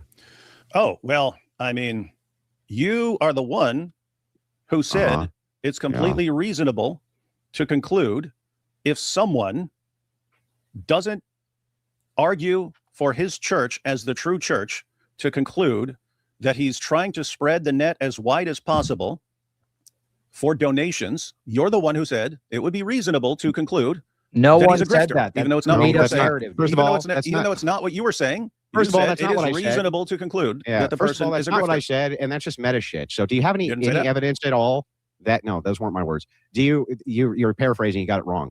But What also, was your let's just hang position on. Let's No, I just just wanna- 'cause I hang on. I think I recall you David, saying let's that. just grant it. Let's just grant it even. Okay. Let's just grant it. Great. Okay. Yeah. Andrew Wilson. What a tart that guy is. Anyway, your evidence that Jay Dyer works directly with Russia, or even if is affiliated in any way with anybody from Russia. Anything, David? Do you have a damn thing, David? One thing? Yeah. Okay. What is it? Do the math again. Here's the plan for Oh, my destabilizing goodness, America. bro. Jay goes and does exactly that. And he's Russian Orthodox Church outside of Oh, Russia. that's what it is. Of course, he's Rokor. This means he's Putin. He's a communist shill. He's Putin, even though he's literally debated on this exact topic. He is not a communist. That's ridiculous, dude. He destabilizes He America. pushes everything towards the Russian Orthodox Church and away from the Orthodox Church in America. Anyway, So to get this, hang on. I just want to make sure that I got your actual position correct. Your position here is that Jay Dyer must, in fact, work or be affiliated with Russia in some way, because documents which you uncovered through Google showed you that Russians going all the way back to, well, probably, I mean, since the turn of the century, really, if we're being honest, have plans to destabilize America. And Jay Dyer's rhetoric is a destabilizing force in America. Is that really what your position is, David? no, my actual position is David Wood is debating Muslims. He's converting Muslims to evangelicalism, to Messianic Jewish synagogues, and all this type of stuff. This is a destabilizing force. He's dividing people. This means David Wood works for Putin, because you just heard him, his own standard. He said, Putin just wants to destabilize the United States.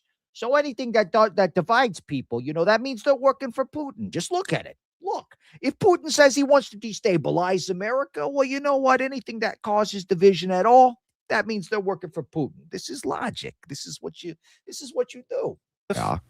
if it's reasonable for someone to say this guy isn't demanding that people go to his church as the true church, therefore he's a grifter. If you can make that conclusion, when there can be all sorts of other explanations, if that is a completely reasonable conclusion to draw, then I think there's way better evidence that Jay is with Russia. Did you think it was a reasonable conclusion to draw? Oh, no, of course not. Okay, great. So let's use that logic then, and now draw the actual conclusion that you want here, Okay. without using that inference that you already think is bad. So let's start with that. What evidence you have Jay Dyer's in any way affiliated with anybody from Russia or with anything Russian? What is it? Just that he's doing exactly what Russia said they wanted. And it all happened. And so You're doing exactly what Russia said they wanted. You're causing division right now. Oh, David Wood, you're working for Russia. That's it. That's all it is, according to your own standard. And yeah, God Logic actually is a grifter. He actually is. I mean, and you're the one that encouraged him to do the GoFundMe scam. Let me go ahead and I'll play this again because I keep the receipts. So this was God Logic on May 26th. He said, guys, in light of the recent Momo hijab crash out, he's inspired me to possibly reopen the Dono link. Okay. May 14th. Okay. He says, you know, please help me with this. So once he's reached the goal, oh, guess what? Now we're going to reopen it. I need more money. If you want to support he's got a legal fund going. If you want to support that, I'll include that in the description. Now, here's the asterisk to that. Okay. I went ahead and I tossed $100 into that hat. A lot of the anti-Islamianity guys, some of the stuff that they do does seem like they're grifting a bit. So I don't know. You could get scammed. I don't mind losing $100 to go support him in this situation. Does he actually need it? That's another question. But as a show of good faith, and because I really despise what Muhammad Hijab is doing, I think it. Time to reopen the GoFundMe. I need 6 figures. I need 7 figures, actually. I need 7 figures. China. All that happens, all of a sudden it happens right when Russia has a war. And then it's hey, Orthodox of the world. Hey, Orthodox. No, hang on. Orthodox of the world unite because people are taking different sides on the war in Ukraine. So the Orthodox Church is being divided. And all of a sudden, hey, let's all of us Orthodox unite against the Protestants and the Catholics and destabilize everything. Okay. So you got to uncross your legs so the blood flow can reach your brain. You got to uncross your legs so the blood flow can reach your brain. I said, I don't mind getting ripped off $100 because he sounded like he needed it at first. He's like, look, I'm getting sued. I'm getting sued. My response is, nope, we can't allow people to start suing over debates. I harshly critique God Logic where I disagree, but lawfare over debate losses and response contents by Muslims is pathetic. Tossed $100 into the hat. Good luck. And then he proved it was a grift after the fact. I don't know if you know how dates work, though. This might be difficult for you. So I'll walk it down really slowly. May 14th is before May 26th. See, that's how dates work. When it's a smaller number, that means it was before the thing. Okay? That was before the thing. I don't know if you know how that works, though. So how would the same thing not be true of like Zionists in Israel, who basically the second there's a war, right? They start creating divisionary lines when it comes to religion between them and Muslims, which seems totally accurate and fair to me, et cetera, et cetera, et cetera, right? Here you have two Orthodox nations which are fighting with each other. Of course, the Orthodox Church and Orthodox people are going to have opinions about that. I don't understand, though, how we get to the conclusion that Jay is in any way involved with Russia, David. How do we get there? Oh, yeah, you didn't see that, Rachel? Hold on, I'll show you something else. So God Logic reopened the GoFundMe after he hit the amount that he needed. And I'll show you the short that he posted after that, where he was flexing dollars saying, we gotta make 6 figures so we can be flexing on Muhammad Hijab, y'all. We gotta make these 6 figures so we can flex on Muhammad Hijab, y'all. We're gonna flex on him by making a whole bunch of money. That's what he was doing. That was his like little shtick here. Let's see if I can find that. Where's it at? No, this backfired on Sneeko. Where's the clip? Where's the clip where he's like flexing the cash? I want to find that real quick. Oh, was it this one? So I'm asking, is Allah the father of Jesus? Like, that's not what I clicked on. I clicked on this one. Come on, dude. This backfired on him. Was it this one? I find the Quran. No, it ain't that one. Where's the one where he's flexing the dollars, y'all? Where's the one where he's flexing them dollars, dog? Oh, did he delete it finally? Oh, no, it's this one. Mr. Avery was able to raise $60,000 to take a man who is untrained in law, which is Muhammad Hijab, to court. What? You're the one taking me to court. I'm just defending myself. When I saw $58,000, I was like, okay, yeah, that's it. We nearly doubled what I asked for. So I closed it. People are asking me to reopen the GoFundMe. That's right. We got to reopen the GoFundMe so we can epically own Muhammad Hijab. We got to reopen the GoFundMe so I can make them dollars, dude. Muhammad Hijab, you didn't even know you was going to make me rich, you goofy, silly boy. on me. You have created a reason for us to band together and humiliate you once again. Oh, and then he does the edit with the dollars, dude. He's flashing them dollars, bro. Says, yo, you're going to make me rich, Muhammad Hijab. We got you, boy. We got you. Since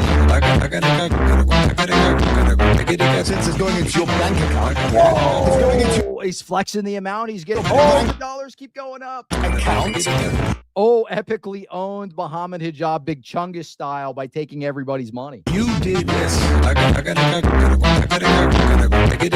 Whoa, epically owned Big Chungus style. That's how we do it. That's how we do it. We take everybody's money. We make it sound like we need it at first. And then when we get enough, we say, you know what? I'll reopen the GoFundMe, and then I'll make an edit where I'm flashing dollar bills in people's faces and saying, you know what? We got them. We're cooking them, dude.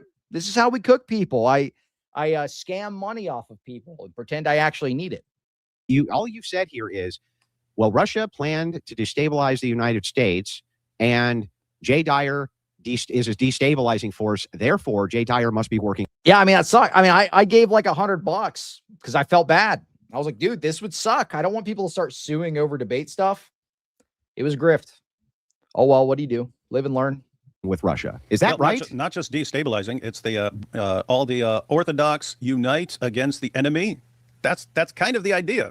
Who's the enemy? It's the Orthodox versus everyone else. It's always been the Orthodox against everyone else. What are you talking about? When were you guys like this, attacking in all directions? I understand. SSPX separates from Rome, joins Orthodoxy, becomes the foundation of a revived Western right. One can dream. I don't think that would ever happen. You're definitely dreaming. Wait a minute, I'm slow. Are you saying Avery started the GoFundMe before he got sued? No, I'm saying he reopened it once he got enough. Once he got enough, he reopened it. Yeah, he reopened it so he could flash the money in people's faces. God Logic and DW are just hereticking for the dinner bill. That's what it is. Gotta get my dinner ticket, y'all. Gotta make that money. Had debates in the past and stuff. Always decades. I never heard it. All of a sudden, right, Russian war. Right. Yeah, no. Before the Russian war, Orthodoxy was growing like a weed long before the Russian war. In fact, my inquiry started before the Russian conflict did. My inquiry into Orthodoxy started before the Russian conflict. In fact, I remember when that. Saw the spike. I remember when that broke out. You know, there's a spike in like the people. Yeah, but that's an associative fallacy. You think that? Are you saying that you think there's a spike in Orthodoxy because of the Russian war? That's the cause of it? No, I'm saying there's a coordinated campaign to be pushing this stuff, and there are people who fall for it. Great, that's fantastic. And I'm not talking about people falling for I'm not talking about people falling. Hold on. I was in the chat with a discussion about reopening the dono. The chat wanted him to reopen. Oh, yeah. Hey, guys, you know what would be really funny? What if we reopened it? Do you guys want me to reopen the dono, dude? Oh, it's the chat's idea. Dude, they want me to reopen the dono and make 6 figures, dude. Oh, dude, it's over. Dude, we're gonna epically. Do you guys want me to epically own Muhammad Hijab Big Chungus style? Vote in the chat if you want me to epically own Muhammad Hijab Big Chungus style. Oh, dude, it's not me, it's my chat, dude. They just want me to do it, bro. For Orthodox or something like that. I'm talking about this. Go. Hey, everyone else is weak. This is the masculine church. We'll show you how to be masculine. And the way to be masculine just happens to be do exactly what Putin wants you to do. Which is what? How is it that the Orthodox Church teaches you to be masculine through doing what Putin wants you to do? Can you explain that to me? Well, you go and attack all the Catholics and the Protestants and so on. And are they attacking them on their masculinity? What? Are they attacking them on their masculinity? What are you talking about? They're not attacking them based on their masculinity? Yeah, when? Where are they attacking them on masculinity? Everyone who disagrees with them isn't gay and a female body part and so on? Bro, that's everybody online who disagrees with everybody is gay. Chat. If you want me to open a GoFundMe, for $100,000, spam W's right now. Everybody in the chat, go ahead and just spam W's. Dude, I'm not grifting. I promise you, I'm not grifting. If you want me to epically own, spam those W's. Oh, there you go. Oh, my chat made me do it. Spam those W's. Up. See my chat. They forced my hand. I have to open a GoFundMe now for $100,000 to epically own, I guess, I guess David Wood. I guess I epically owe David Wood if I get $100,000. Haha, David, it backfired on you. I don't know. How does that work? Online thing. David, are you seriously going to tell me? Are you going to sit here with a straight face and tell me that literally everybody is for Putin, 100K for Putin? That's what it is. Online has a disagreement with somebody else, isn't going to call them a gay retard. Are you really going to tell me It's that? not just the gay retard. Are you going to sit here, look me in the eyes and tell me another lie, David? Andrew, look at the articles coming out that, I mean, New York Times, everyone else, it's all, this church in the West is too effeminate, so I have to go to a man. Church in the West is too effeminate, dude. Go look at the pride masses that they've been doing at the Roman Catholic Church all this last month. They literally are doing gay pride masses. These are the bishops of the Roman Catholic Church. To come close, how are you going to teach him? How are you going to make him? We got to get them to come to the pride mass where we've got rainbow halo icons. Yeah, the West, like, yes, absolutely. Christianity in the West has become very effeminate. Go to any of the mainline Protestant denominations. They're pushing gay stuff all day. Church, the Roman Catholic in the West is too effeminate. Yes. Okay, there you have it. 100%. The church is effeminate. Yes, the Western churches are very effeminate. Yes, that's right. They are. Do you want to know how I can prove that to you? The solution is to go. Do you want me to prove that to you? The solution is to go to a manly church like the Orthodox Church, which teaches true masculinity. And in order to be masculine, we didn't have any pride mass. Don't lie. San Bernardino LGBTQ plus mass welcomes all during Pride Month. This is literally a Catholic bishop in San Bernardino. How are you going to teach him? How are you going to make him understand what you're sticking your head in the sand? Like Roman Catholics, if you haven't realized that you've been having pride masses literally all month, what do? Just like turn your phone off for the entire month and pretend it doesn't exist? That never happened. There's literally been several of them this month alone. What are you talking about? We reported on multiple of them yesterday. Go watch the live stream. We just have to do what Putin wants. You want it? Okay, so that's where we have the disconnect. So we were almost in some agreement there. You're right that Western Protestant churches have become very feminized. You want me to prove it to you? All you have to do is look at the male to female ratio. Far more females than males. Same thing in the Catholic Church. The Orthodox Church is reverse. You have more males than you have females. The Orthodox Church focuses on patriarchy, right? Like the Catholic Church used to do. So yeah, I do think that there's a femininity. Oh, Cleve, come to my parish. We have no pride mass, only Sacred Heart Mass. Yes. Yes, we love Saint Margaret Mary Alacoque, who was famous for like eating vomit and diarrhea. Yeah, we love the Sacred Heart Month, where Saint Margaret Mary Alacoque, who came up with the Sacred Heart devotion, was famous for eating vomit and diarrhea. That's what I want to go be a part of. Vomit diarrhea church. The issue in the church. But I think tons of Protestants would agree with me. In fact, I was in a Twitter space the other night, and there was a ton of, including JP and others, who were agreeing with me that that's an issue inside of Protestant churches. But how do we get to that next part, David? The next part where they're doing everything. The next part Putin where wants. you need to go Orthodox and so on. Yeah, that's the solution. How would that? It's not. The solution isn't, hey, quit being a weakling. The solution is go to the Orthodox Church. And is going to the Orthodox Church doing what Putin wants. Yeah, because when you go to the Orthodox Church, there aren't enough. You go to the, I mean, my goodness, this is what keeps coming up with the Orthobros. You end up going online and you end up becoming part of the Orthobro movement. And they steer you towards Russia. When? Where? How many times do we need to read this? Yeah, that's some guy from Discord, dude. This guy says, wow, she never did that. Sorry. No, dude, you should probably read the lives of your saints. Creator of the Sacred Heart devotion was severely spiritually deluded. Margaret Mary's sole happiness was to kiss the wounds of the sick, press her lips to the most disgusting ulcers. Once in particular, when nursing a sister dying with cancer of the stomach, if you have a weak stomach, like mute this for like the next 2 minutes. Nursing a sister dying with cancer of the stomach and who could not retain anything upon it, she wished to clear away the vomit.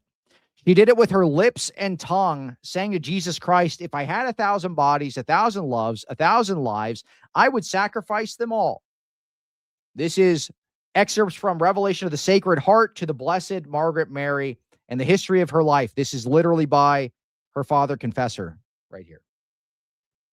This whole month, you are celebrating a devotion created by this woman who is basically an insane person who ate poop and vomit.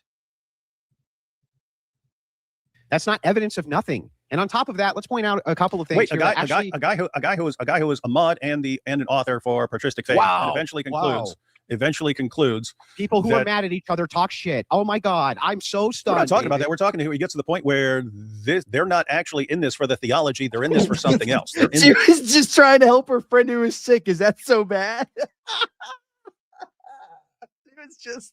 She was just eating a little puke. Is that so bad? She's just trying to help her out. What?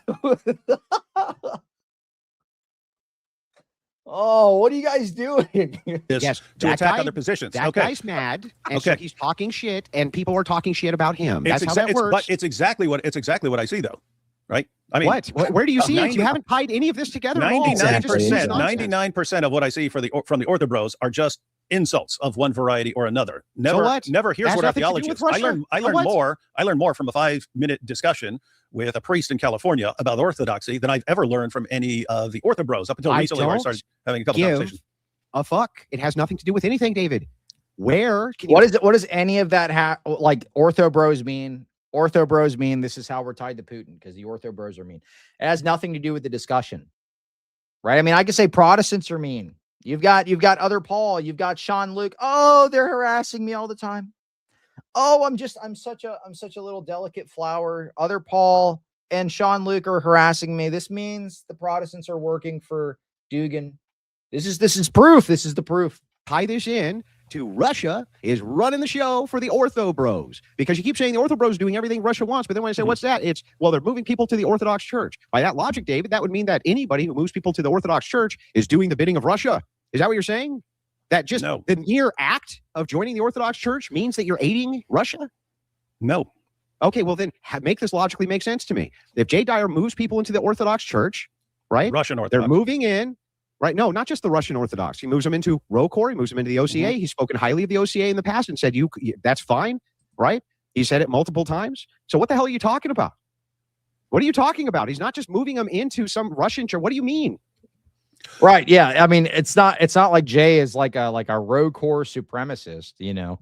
The other jurisdictions are valid. They're canonical. Like you can go there. Just become Orthodox, right? Now you might talk about, and I might also talk about, issues within various jurisdictions, but that doesn't mean that we're like, oh, we're shilling. It's like ROCOR only. If you're not ROCOR, you're not Orthodox. Nobody's saying that, dude. Here's what I mean. Now he said he learned the most talking to a priest on the 7th, I believe. What is this? I think it is going to be on the 7th. Yep. On the 7th, I'm literally going to have a clergy Q&A with 3 Orthodox priests, Father Timothy Curran, Father Michael Lilly, Father Jonathan Ivanov, all on my show. Okay. Different jurisdictions. Okay. Not all ROCOR. Different jurisdictions. They're going to be on my show. If you want to ask them your questions, feel free. If you feel you learn more from a priest, you can join us. You can pop up on the show. I don't care, dude. And then if you guys find that helpful, you can swing by the show as well. We're going to have a 3-priest clergy Q&A. You can ask them any of your theological questions. I can't talk to a Muslim now without some Orthobro jumping in there and saying, what church you bringing up to? Wrong church. It's become a constant distraction to paralyze everything that's going on anywhere else. Protestants, Catholics, everyone else. You sound like a paranoid schizophrenic lunatic, dude. I know. My God. Jim Bob Ray, thanks so much, Jim Bob. Appreciate you, bro. Orthodox people, well, they'll jump in and say that my theology is wrong, and that makes me matty. It makes me upsetty spaghetti when they do that. So Russia, right? You sound like a fucking Democrat, David. The Russians came in. So that's exactly why he made up the whole shtick.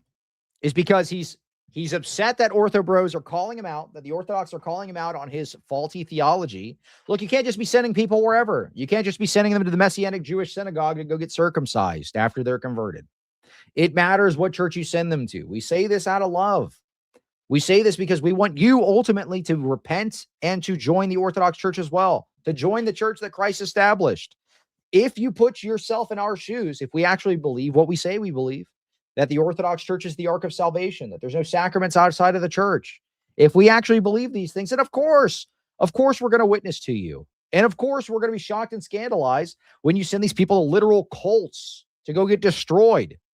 Russia came in, they manipulated our elections. You literally sound like a whining bitch, dude. Oh my God, the Ortho Bros are mean. They're upset. They who make you sounds like a upset Democrat? spaghetti. Look at this. We've got the president of the United States, Barack Obama. Governor Romney, I'm glad you recognize that Al-Qaeda is a threat, because a few months ago when you were asked what's the biggest geopolitical threat facing America, you said Russia, not Al-Qaeda. You said Russia. And the 1980s are now calling to ask for their foreign policy back because the Cold War has been over for 20 years. Who do you have here? You have the king of all the Democrats saying it's stupid to think Russia's the threat. There are so many other threats. That time has passed. So you're sounding just like Barack Obama. Oh, you're right. Except that, you know, that was like 20 fucking years ago. Can we talk about Hillary Clinton, bro? Okay, so you're like Barack Obama. What about Hillary Clinton? So you're like Hillary Clinton. You're like Hillary Clinton.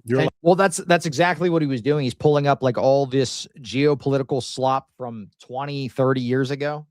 Even longer than that. He pulled some up from the 70s as if it's applicable to today. But nothing current. He's trying to weave a narrative that is non-existent. Like Barack. You're like Hillary Clinton. You're like Clinton. Obama. Yeah, You're David like Obama. Clinton. David Clinton. You're like Obama. Okay, got it. Andrew Obama. You sound like a Democrat, bro. You're literally blaming all of orthodoxy, Ortho Bros online, No, saying they're part of. You're saying they're part of a Russian conspiracy that you can't demonstrate. Yeah, that they don't. You can't show, most of them don't you know can't about show it. a They're just single following- tie. they're just following You their can't leaders. show a single tie to any of the quote Orthodox online leadership to Russia at all. And all you've done is say it distracts me from my work when they come in. It makes me upset and distracts me from my work, and that's destabilizing to the nation. I want to tell you a couple things. First of all, nobody in the nation knows who the fuck you are. So if Ortho Bros are messing with you, okay, or whatever, but you said no. That's not destabilizing the nation. That's not destabilizing the nation. Oh, I'm not bro. really talking about that. I'm just saying you guys are doing that to everybody. Who's everybody? They make fun of you sometimes on the internet, bro. That's it. If people make fun of me, I'm talking about. Yeah, who? We can no longer do evangelism or anything else without Ortho Bros jumping in there. No one else is jumping in. Oh, I get bad comments in the YouTube comment section. It's over. They must be working for Putin because I get bad comments in the comment section. Whenever I send somebody to the Messianic Jewish synagogue to go get circumcised, they say mean things about me. They say I shouldn't have had him cut the tip of his pee-pee off. They shouldn't have done that. They should not be mean to me. Oh Even no, people- that's even terrible. people If I want to get them to go, if I want to send them to go get circumcised, I should be able to. That means you're working for Putin. who think we have the wrong church and so on. Yeah, so you're upsetty spaghetti because the Orthodox are hindering your Protestant evangelical mission. Among among David. all the other things they're doing. So Russia, it's actually secretly Russia who is destabilized. Russia is targeting you guys and destabilizing Russia's us by definitely using the Ortho targeting and Bros. trying to destabilize. We know that. I Are see. you denying that? You're denying I'm Russia. denying- I'm I know denying you're denying the 100%. connection. I know you're denying the connection, but you don't think Russia is trying to destabilize and so on? I think Russia's been trying to be a destabilizing force against the Correct. United States since the 50s. How would you identify? So there are times they're caught. They put, they send money here or they have a spy here and the spy gets caught. Do you think everyone gets caught or there are some people who are doing? Do you think every Israeli spy gets caught that supports your evangelical cult, David? Do you think every Israeli spy gets caught? Is that, what are we doing here? They're all under Putin's control. All the Orthodox, they're under Putin's control. Or no, actually, when pressed on it, I'll just backtrack and I'll say it's just the Ortho Bros. And then when asked to present specific cases of individuals, he'll just say, no, it's actually just Jay Dyer because Jay Dyer was mean to me. Like, that's it. It's just so dumb, dude. It and you don't have, let's say, the paperwork for it. How would you identify Depends. someone? How would you identify? Because the way I were to do it, if I wanted to, would be I would say, okay, what are they saying they want, and who's doing exactly what they say they want? Well, let me tell you how this actually works in real time, having studied politics for my entire life. What happened? Yeah, you know what I might do? I might go and look at these organizations that call themselves the Economic Iron Dome for Israel and the Jewish people, Barzell Media, and I might look to see David Wood's face on their website for the Economic Iron Dome for Israel. Oh, maybe that means you have some ties to Israel, bud. Oh, wait a minute. What is this? What does this foundation do? It ensures that anyone standing for Israel has the commercial capacity to continue to do so. So they're tied with Israeli media, Israeli Economic Iron Dome, defense funding, all this type of stuff. Wait a minute. You can't possibly have any ties to these people. Maybe this would actually show some kind of tie to a foreign interest. Granted, his tie with them is just they provide him with stuff to sell to support Israel. That's as far as this partnership goes. But these are some actual ties here. And as you see at the end of this, AP is going to discuss how he was approached by people in charge of Israeli defense to come and do some kind of like tour or something. Talk about like some ride he took with them.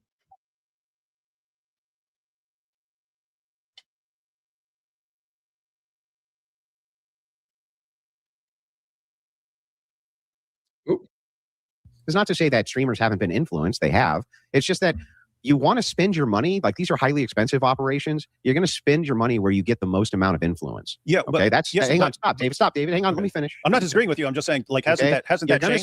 You're going to spend it where you get the most amount of influence. It has and it hasn't. They're still mostly running politician. Like, what do you mean? Where would that? Yeah, they're still running most of their espionage at the higher political levels. Yes. Now, that it is true that that's probably picked up with streaming, just like it picked up with news networks, right? There's always going to be foreign actors who do this. That's 100% correct. But you have not identified any foreign actor connection with any Orthodox streamer, not one. And when you say, don't you think that we should be able to at least identify some? I can even grant that position. Okay, how about just one? So the Russians say, here's what we want. And can you give me one?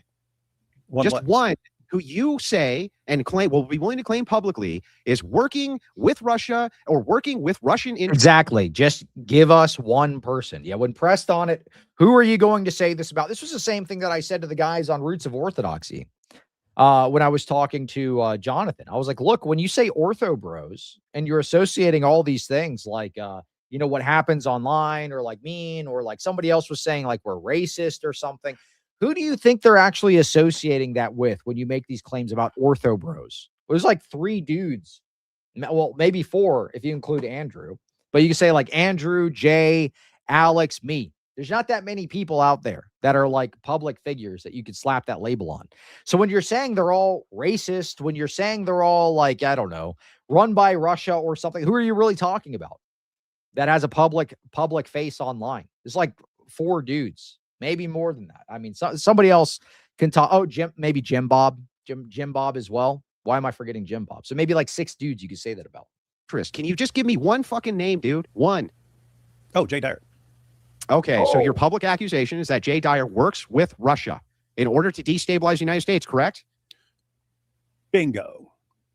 Okay, so now he's trolling. Now he's trolling. Yeah, exactly. Jay Dyer's a Russian asset. He's a KGB sorcerer.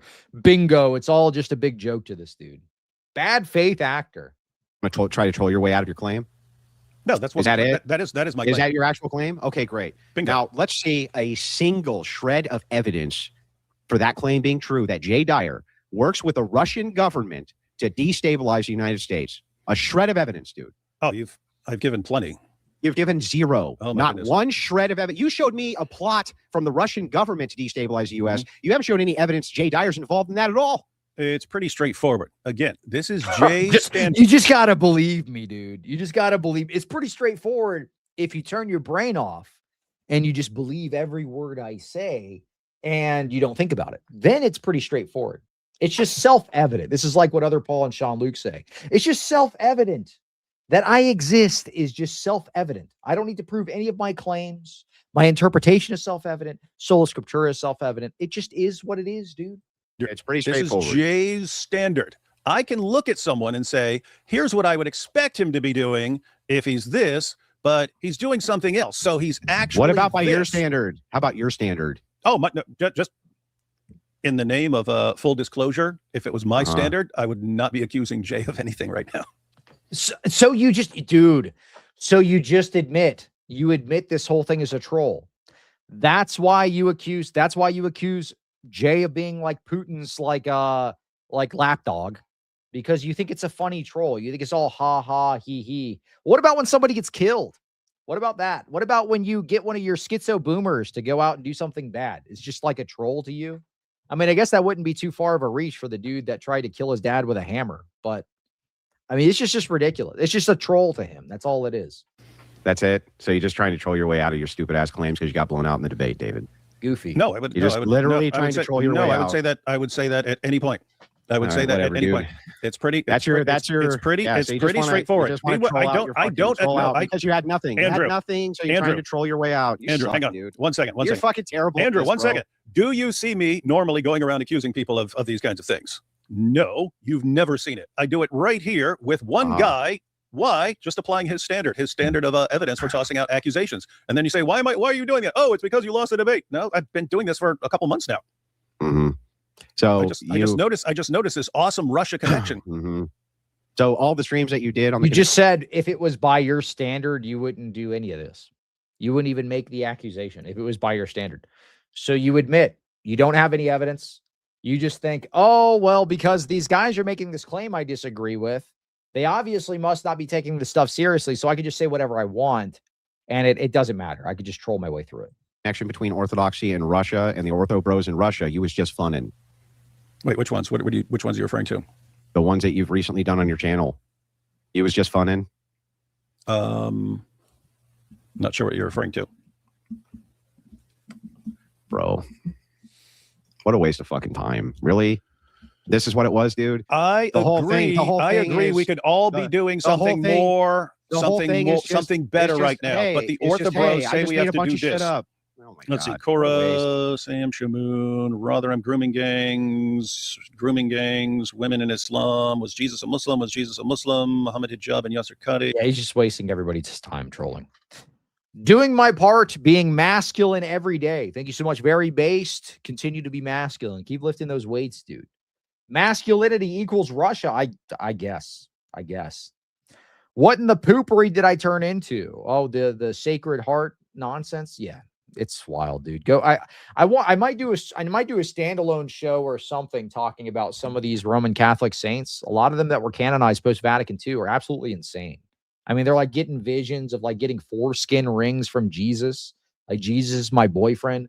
Some of them had like a spiritual, like sexual event or something, and then they just canonize him as a saint. It's just wild. DW sounds like he's briefing Buzz Lightyear on mission. Oh, on mission. Yeah, I don't know. He's very odd presentation. Cleave to Griftiquity. Please give it to Putin. That's right. That's right. Help support the grift. Send in them super chats, dude. Help hit the goal. Muslims beg rabbi to help them. Libiano, Malik, Libiano, rabbi tries to rescue Muslim. She's just sitting there doing nothing. Person, I will apply that standard and that threshold to him, which is what I'm doing with Jay. And if you have that's what I'm doing with Jay. I'm making up a standard, and I'm literally just trolling. Oh, here's my suspicion. Therefore, I can say this person is this or that. If that's the threshold for making a claim, okay, then when I'm talking about that person, I will apply that standard and that threshold to him, which is what I'm doing with Jay. And if you have so you're just making it up. So you're a piece of crap. But yeah, we'll have to go back and see what you said. I literally get texts from people I know that buy your stupid nonsense, that now think that the Orthodox Church is controlled by Putin because you're an insane person. I literally get texts from people who I previously had a pretty decent relationship with. This stuff actually has real life ramifications. You're a piece of crap, dude. I seem to recall you insisted it is reasonable to conclude that. So I just want to make sure, David, I'll ask again. Do you actually believe that or not, that Jay Dyer is working with Russians, or that the Ortho Bros are part of a Russian conspiracy to destabilize the United States? I can say the evidence points towards the Ortho Bros being used and manipulated and at some level controlled by Russia. Vast majority of Ortho Bros being completely ignorant of what they're really doing and thinking they're just defending the one true church when they've actually been manipulated and conditioned and programmed to actually go out and do the bidding of Russia. And if you say Jay's not aware of what he's actually doing, well, then he'd be a useful idiot for Russia. I don't think that Jay's no evidence, right? Oh, all kinds of evidence, man. None. You haven't provided doing exactly. If you took everything Dugan and all these other guys said they wanted and stuff like this and rolled it up into a person. What does it have to do with Jay Dyer? What does it have to do with the Ortho Bros? You pull up Dugan. He says white people deserve to be eradicated. Does that mean that now I believe white people deserve to be eradicated? Do I have to subscribe to every schizo random Russian guy's like takes on stuff? What are we doing? This is so dumb. So can I just pull up, since you're so pro-Israel, I can just go pull up the Israeli defense minister saying that all of Lebanon should be reduced to ash. So now that's got to be your position too. Every Muslim should be put to the sword. That's got to be your position too. Like, look, we could just do that back and forth. This gets us nowhere. Why don't you stick to the actual theology instead of just making crap up? Because you're salty that people are commenting on your YouTube channel. I mean, this is just dumb, dude. It would be Jay Dyer. No, it wouldn't. Jay Dyer's type of dude that watched Rocky IV and was rooting for Drago. Gotcha. David's problem is pride. He's so full of himself, it's sad. Look at his face when AW said nobody knows who he is. He cracked. Yeah, exactly. Jeez, bro. Sure. I mean, that's what we're witnessing. We're witnessing this guy devolve in real time. Any credibility that he has is going to be gone after this. Are you all done trying to troll your way out of your L, or is there anything else you wanted to cover? No, I think the point stands, and it's going to stand for a long time. That you didn't have any evidence, got wrecked in a debate, and tried to troll your way out of it. I think that will stand for a long time. I agree with that. That's what it is. No, not really. All DW has done since the beginning of this feud is projection, saying Jay controlled by Russia is a tell from him being bought by Israel. Yeah. Well, he does. I mean, he legitimately does have ties to, I mean, we just showed this. He legitimately does have ties. He helps fund the economic Iron Dome for Israel and the Jewish people. He pushes their little arts boxes and stuff, and then he gives a portion of those proceeds for Israel's defense. He literally does have ties to Israeli defense. That's just true.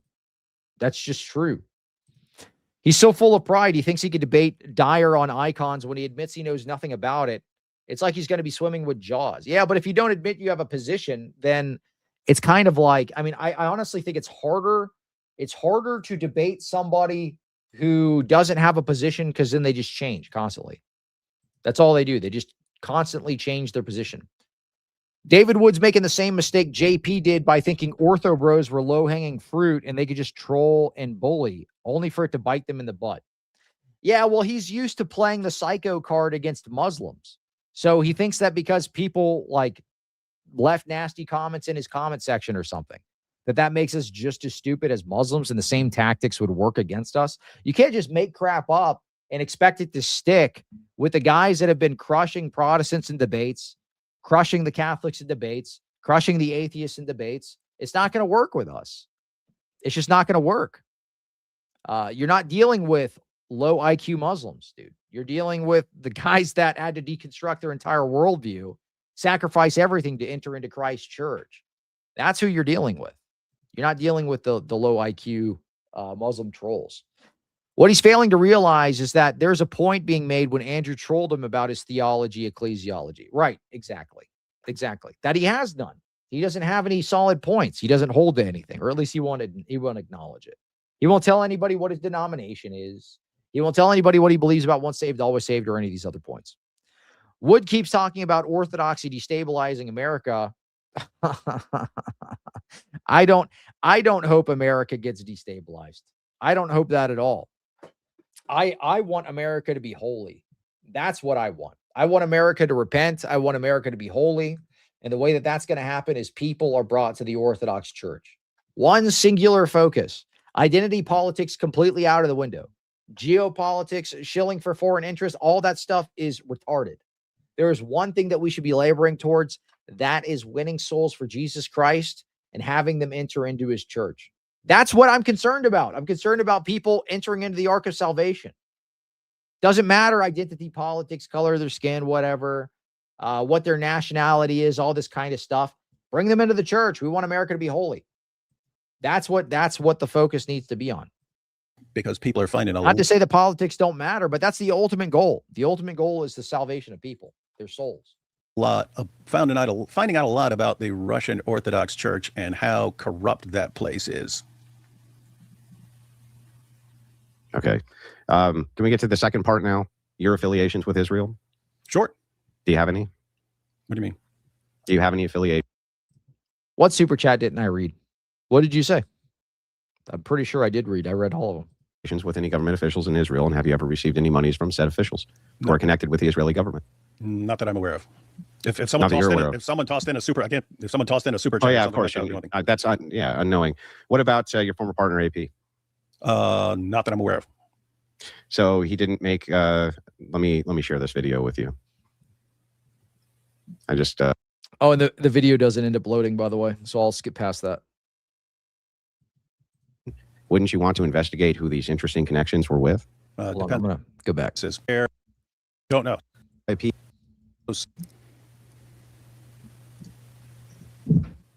Yeah, it doesn't. You have no sound? All right, anymore. Yeah. So here's what he says. He says, Oh, I did read that. Go back and watch. I've been invited to Israel by people with very interesting and very important connections. That comes from your co-host, Apostate Prophet. Who do you think those interesting connections were with, David? Don't know. You want me to ask him? Yeah. Did you go out to Israel with him? When was this? Do you want me to pull up the date on the video? No. So Apostate Prophet was invited. Ridvan was invited to Israel by Israeli officials. Uh-oh. He was there recently, like when Tommy Robinson was there and stuff. I don't know which trip this is. But who are these interesting connections? I don't know. That's if somebody said that you have some interesting connections in a foreign nation, and then you went out to said foreign nation, wouldn't you want to investigate who these interesting connections were with? Depends on if it was relevant. Yeah. Who do you think the interesting connections could be? In Israel? Mm-hmm. I don't know. What, Netanyahu? I don't know who. Netanyahu? Do you think that it was? I don't know. I'm asking you. I don't know. I know who we talked to when we were there. I don't know. I mean, he was there with Tommy Robinson and a couple of others. Yeah. And does Tommy Robinson have any connection with the Israeli government? Don't know. Don't know. And you don't have any, of course. You just went out there with your friend, right? Mm-hmm. Did you kiss the wall when you were there? No. No. Did you put on a yarmulke? I did that. You put on the yarmulke. Yeah. And then he goes there. He doesn't kiss the wall, but he put on a yarmulke while he was in Israel. Paid any amount of money? No. You weren't paid any money? No. No. And your trip wasn't paid for? We did a fundraiser for that. Yeah. And when you were there, the Israeli government gave nothing to you? No. Yeah. Who do you think the only, interesting... I'll go ahead. Yeah. I'll go ahead and tell the only anything as far as the Israeli government saying anything that had anything to do with me was they messaged AP when it was the Muslim cowboy posted something about Jews and Christians are going to be under his feet or something like that. And I took a picture of me standing on the Quran and I said, look, what's under my feet or something like that. And AP actually got contacted by someone and said, hey, that guy you're with, tell him that that's not allowed here.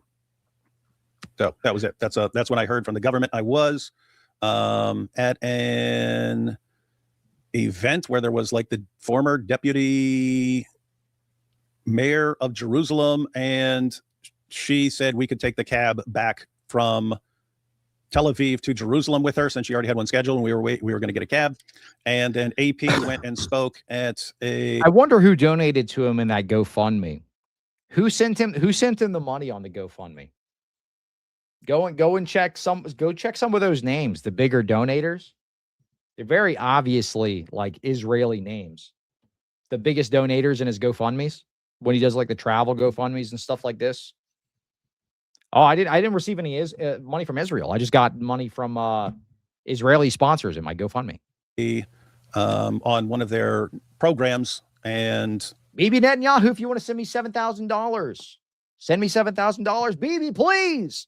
5 million super chats, Bibi, please, my best friend. I don't know if she was interviewing him or she was there or something like that, but I saw them in the same building. As far as government, that's all I'm aware of. Now, let me ask you a question, David. I just saw that Will guy was still in the chat. Did he make an alt? I thought I banned him already. Did I ban the wrong person earlier?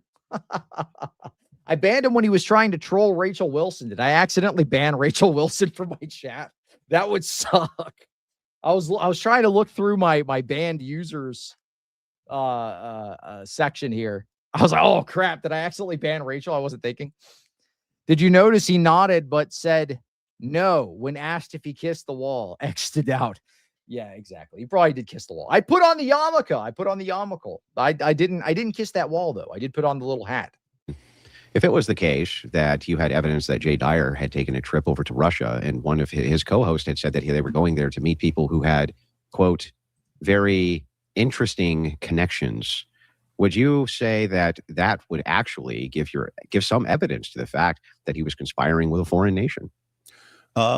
Given Jay Dyer's threshold of where you would actually accuse someone of something, yes. So then it seems like it would be perfectly acceptable if we're going to use that threshold then to just go ahead and accuse you and say we have better evidence actually than you do that you work for the Israeli government than you've been able to provide that he works for Russia. Is that right? You can say whatever you want. Okay, now let's just go by your standard. If your standard is my standard or my standard, whatever standard that you might have, what your standard yourself as yourself, Mr. Wood. Okay, good. I didn't accidentally ban you. Good. Okay. I was like, oh crap! Somebody said he did make an alt. That's what it was. Tell me, which one of us provided more compelling evidence that the other one could have connections to a foreign nation? You about myself or Jay Dyer, or me who showed a video of your partner saying that he has interesting Israeli connections and you went on a trip with him to Israel? If you were the judge and somebody asked you which one of these is more compelling to you to make a case for that, which one would you pick? Oh, I'd go with the Russia all the way. Okay, so Jay Dyer's been to Russia then? He's been on their state newspaper. So we can kind of say, suppose AP was on Israeli state TV for multiple shows. You wouldn't be at all suspicious about that? Well, from the United States? Yeah, he's going on Israeli state TV to attack all the enemies of Israel or something like that. Yeah, but never made a trip back to the old Russia like he made the old trip you can only be to working. Israel, right? You can only be working with someone if you take a trip there. I'm just asking about the compellence of evidence. Oh yeah, I'd have to say the Russia case. The Russia case. Yeah, I mean, my goodness, imagine AP leading an entire group of people. Imagine AP opening massive GoFundMes and getting major donations from Israeli names. Imagine this. Imagine going and meeting with Israeli officials in Israel, literally going there, meeting with people he says he has connections with. Now, he comes in later and he tries to clarify what he means. So we'll jump into that in just a bit. But yeah, you really, I mean, he's just trolling. He's not a serious person. And he just claims that, hey, I'm just supporting. Has he ever been on the Orthodox Church? Has he been on any pro-Zionist stations that you're aware of? I'm sure he has. Yeah, he has. But so that's out. He would So tell hang you. on, He would tell you he's a Zionist in some sense. Yeah, he has. I mean, you debated him on that. And he has in fact been on many pro-Zionist stations, just like Jay, you say, was on a pro-Russia station, but Jay's never been back to Russia. And AP has been. Yeah. That's that. I don't like to bring up like the slop like character attack stuff, but didn't he literally go over and leave his wife for like an Israeli woman? And when he was in Israel, he was photographed with this Israeli woman. Wouldn't that be like some signs? Maybe you were like honeypotted. I mean, I'm just saying. I'm not saying that is the case, but you could make a case for that. Back to Israel, and you went to Israel with him. I wonder what the level of suspicion of people would be under your theory here about Dyer not going to Russia. By the way, yes. No, your theory. Using Jay's it's not Jay's theory. Threshold, absolutely. You could conclude. What is Jay's threshold David again? is being paid by Netanyahu. Yeah. What's Jay's threshold? That you can make logical inferences based on evidence that you have that somebody can be something. That's the whole threshold, right? Jay's threshold is if, I mean, there's not a lot there. Come on, tell me some bullshit lies. If someone is not debating the one true church and attacking all other churches as not the true church, then that person is a grifter. Thanks for the super chat, Father Timothy. Appreciate you. No, that's not his threshold. That's exactly his threshold is that if you're marketing yourself as a Christian apologist, but it is a case that you're engaged in polemics, you should just be honest about that. Right. To be an apologist, you have to be defending something. You're literally defending like nothing. Mere Christianity doesn't actually exist. This is just a made up. You're defending the religion of the future, nondescript, doesn't matter where you go, Christianity. It's all the same. We're all worshiping the same God. This is like Vatican II slop. What's next? You're going to say Muslims and Christians worship the same God? It doesn't matter what church you go to. You're not actually defending anything. To be an apologist, you have to do a defense of something. Apologia, defense of. you're not honest about the polemics. You're saying that you're a Christian apologist, and it's the case that you won't actually do apologetics. You're just a propagandist. That's what it is. That he considers that grifting. Wait, and you said that that's an invalid inference. Wait, God logic doesn't do apologetics? Interfaith apologetics. I don't think he does do apologetics generally with anybody who he wouldn't consider non-Christian. I've seen him go up against, for instance, Mormons and people like this. I haven't actually seen him do apologetics interfaith. I'm not saying it's never happened, but if it has, it's rare. He's got people like converting all over the place. To what? That has nothing to do with anything. So do I, and I don't do apologetics at all. Okay, I mean, wait, what do you think like defending Jesus' death for sins, his resurrection, his divine nature, the Trinity, that's not apologetics? That's what I think of as Christian apologetics. I don't think so. I think that engaging. For instance, is apologetics just arguing for the one true church or something like that? Because then we just have arguing. We just have to I don't think so. I think you got to defend something. What are you defending? What are you really defending? Mere Christianity that doesn't exist? What are you actually defending? What church are you defending? What faith even? I mean, because you definitely don't have the same faith as everybody that you would label as a Christian, quote unquote. So what are you actually defending? Apologetics is arguing for the systems and dogmas and beliefs in which you hold. That would be apologetics. And so when we're talking, especially in the church sense, that would be apologetics. If you're unwilling to engage in this, so like, let me ask you, what would be the distinction between polemics and apologetics? Polemics, you're generally attacking another position. Apologetics, you're defending your own position. We get the word from 1 Peter 3:15, which is always be prepared to give a defense for the hope that you have. Well, what's the hope that I have based on? It's I mean, the gospel, Jesus' death, resurrection. Yeah, and I understand. And you won't give your positions on literally any of this stuff, so that you are in a stronger position. You could just attack somebody else's belief. You literally won't tell us if you believe in once saved, always saved. If you're an annihilationist, if you're ABC 1, 2, 3, you won't give up any of that information because you're not doing apologetics. You are not an apologist. You are a polemicist. You are only attacking other people's beliefs. So that's apologetics. When you're talking about defending the my name is Orthobro. Thank you for the super chat. Appreciate you, dude.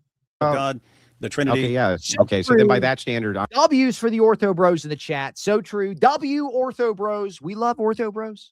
So based. We're all ran by Putin. My uncle is literally Vladimir Putin. That's what it is. He gave me my O2 Saturn that has no AC. I'm getting paid so well by Russia. I drive an O2 Saturn with no air conditioning in Florida. I'm getting paid so well by Russia. I must be one of the best apologists who's ever existed, because it's the case that I affirm those things all the time. But I'm not. If you actually defend those, and you argue for those, and you present evidence for those, and you respond to objections for those, all of which God logic does, that would be apologetics. Not with Orthodox people, he doesn't. Wait, now it's only apologetics. I mean, my goodness, in the context of 1 Peter 3:15, you think that is an orthobro coming up to the Christian saying, and you have to be answering the orthobro? It's all peoples and all views, right? AP is a Christian Zionist. I super chatted their Cope stream about the Christian Zionist problem. JP signed on. Then he proceeded to slander the JP. I hope he's trolling. Well, I think he's just a Zionist. I don't know if he would like ascribe to Christian Zionism, because that would imply theological claims. I think he's just pro nation state of Israel, like geopolitically. Go and watch the debate that he did with Andrew Wilson on that.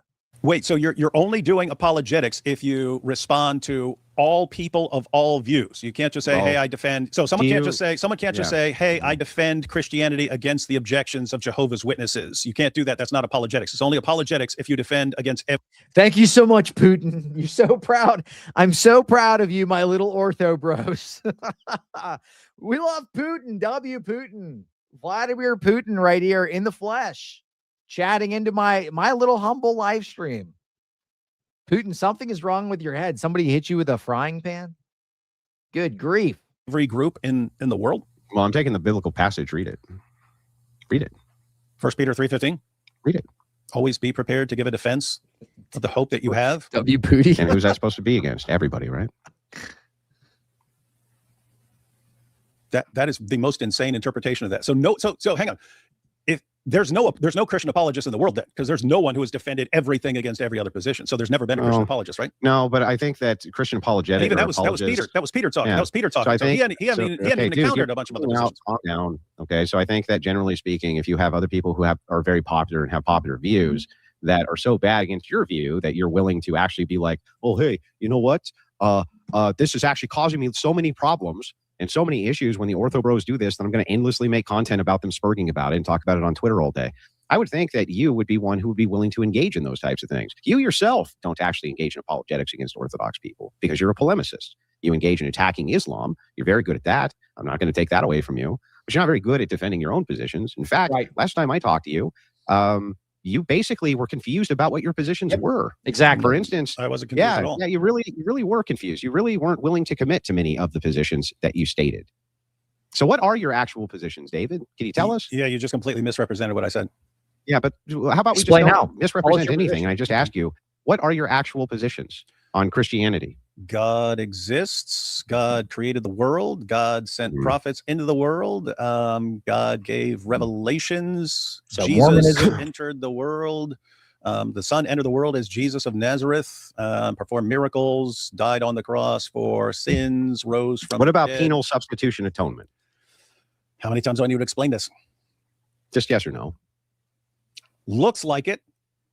So you don't know? You're Jesus died on the cross for sins. You know this. You've got ransom theory, penal substitutionary atonement. In my mind, I'm always thinking it's like, okay, you have I suppose you have quantum mechanics and you have relativity. Maybe. They both can't be true. They both work. They both work with certain evidence, and yet they both can't be true. So what are people doing? Maybe there's this other theory that maybe there's this other scientific theory that will incorporate all the data and do it. So looks like penal substitutionary atonement, some version of that. Do I say I affirm this as the only correct position and everything else is wrong? Truth is just subjective, dude. It's like a spectrum of truth. You just kind of believe whatever you want, dude. It's like there's no actual objective truth. It's just you just believe whatever you want, dude. It could be, could not be. I just try not to think about it, bro. I just try not to think about it, dude. Shaken, not stirred, please. So true, dude. So true. Thank you so much. Super chat sponsored by Vladimir Putin. Ladies and gentlemen, we got him. That's it. I'm compromised by Putin. I got $2 super chat from him right there. You just saw it. This is the part that blew my mind. He literally admitted to believing in a sequence of events, but nothing more. Right. Right. I don't hold to any theological position. I just believe things happened. And I don't believe anything about those things that happened. I just believe they happened. Don't ask me to elaborate at all. DW, show me on the doll where the Ortho Bros hurt you. Right. Exactly. I don't have any reason to think that I've looked into all the alternative positions thoroughly. And therefore, what do I say? Say Jesus died on the cross for sins. Do I affirm this thing right here? Well, I can say it looks like it. I lean in that direction. But if you say, David, no, let me go and ask you this, Andrew. Just a quick question here. Do you believe? Yeah, we've got almost 800 people watching. Go ahead and like and subscribe if you're not subscribed. Help me get to 30K.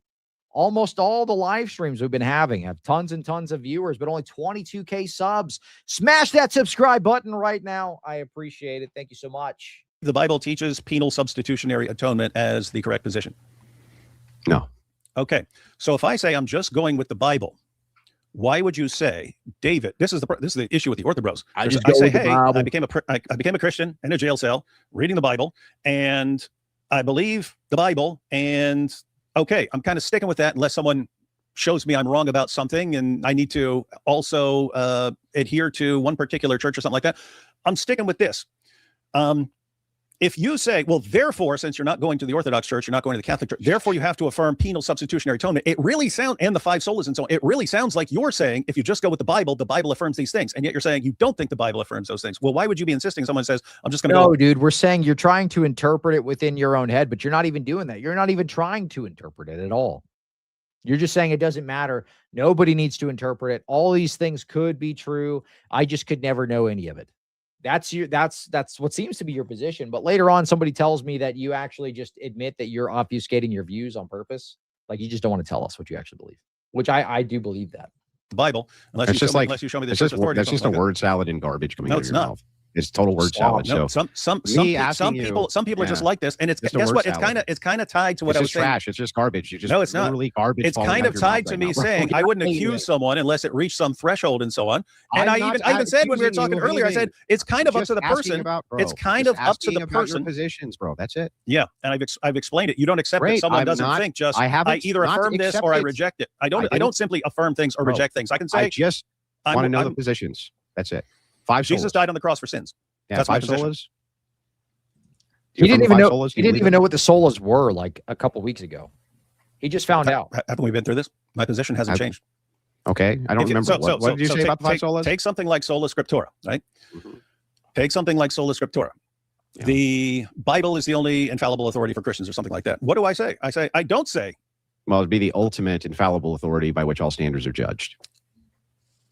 And what do I say? If you show me there's some other infallible authority, I'll go with that. I haven't seen that. Therefore, I don't say this is the correct position that I affirm and I reject all others. Why?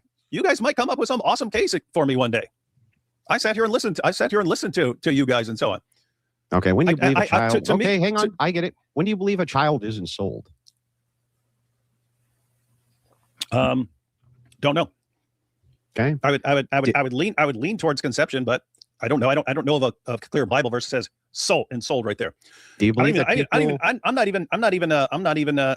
no idea. I'm not affirming anything. This is like watching an MMA fight. Andrew, have mercy. Yeah, he's just stomping on him. He's just stomping on him. It's a beating. A firm position on what the soul is. I mean, you have, substance dualism, you got hylomorphism and stuff like that. Like, how would I know? Okay, couple more questions. I'm just curious about. By the way, Andrew, I'm not interested in the 20 questions. My answer is going to be the same. It's hang on. I'm asking you questions I've never asked you. So I just want to know the answers to them. So I got a couple. Do you believe you're a man or a woman? Geez, I don't know. I could be a man. I'm pretty sure I'm a man.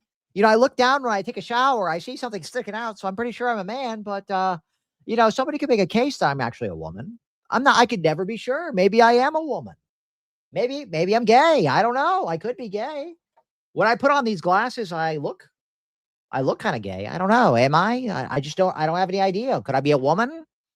Maybe. Could I be gay? Maybe. I don't know. Somebody just has to present me a good argument that I'm gay. Couple other ones. Man, in the Q&A. We're here. You got something on the topic? Well, hang on. Yeah, this is on the topic. So I want to know. We're talking about grifting, right? You're not answering any more questions, David? Because I'm going to keep asking them to you until you answer them, or you're going to have to rage quit, I guess. I don't care. Okay. Well, I'm going to ask you. I'm going to ask you a few more. You can ask anything you want. I'm not interested in the 20 questions. We showed up here for topics. We're talking. What you don't want to answer questions? For the Russia thing and the Israel thing. No, I don't want to answer. You don't want to answer any questions. A bunch of your questions. I mean, if you have something that's something on topic, yeah, go something on topic. Well, I don't understand. Are we still talking about that topic? Yeah, Russia. Or are we talking about a new topic? Russia or Israel? Russia or Israel? Okay. Russia or Israel. Well, let me just ask you this. Do you believe that God is omnipotent and omniscient? Can I at least ask that? If he says, I don't know, I'll lose my mind. Is he omnipotent and omniscient? He just doesn't answer. Okay, great. Do you believe in a pre-revelation rapture? Do you believe Jesus is God? A pre-revelation rapture, David? If you are ever interested in having a discussion on topic, well, the debate's already done. So, do you believe in pre-revelation? Want to take some questions from the chat, then? No, I want you to answer my question. Do you believe in pre-revelation rapture? Not interested. Post-revelation rapture? It's I'll just. What is your eschatology, actually, David? I'm curious. Yeah. What is your eschatology? Jesus wins. That's my eschatology. It's another perfect. Oh, that's everything I believe. I just believe Jesus. I just believe Jesus in the Bible. I just believe Jesus in the Bible. But you ask me what I believe about Jesus in the Bible, I won't answer you because I don't know. Because I'm scared that you're going to expose me. If you ask me questions that makes me look stupid, please don't ask me questions, mean Smoky Man. Oh, example. Great. You have all these different views. What's your view, David? Jesus wins. Well, do you adhere to this position? No. So pre-rapture, not sure. Not sure. Not sure. Good. Don't know for sure. Don't know. No. Do you think people can get divorced? Is that permitted by Christianity? Divorce? Stop asking me. I don't know these things. David, should babies get baptized?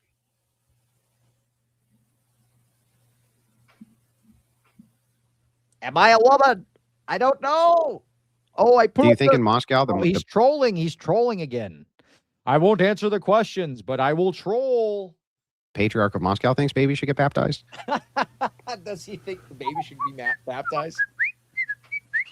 Good grief. Can you do Andy Griffith? The chat wants to hear Andy Griffith.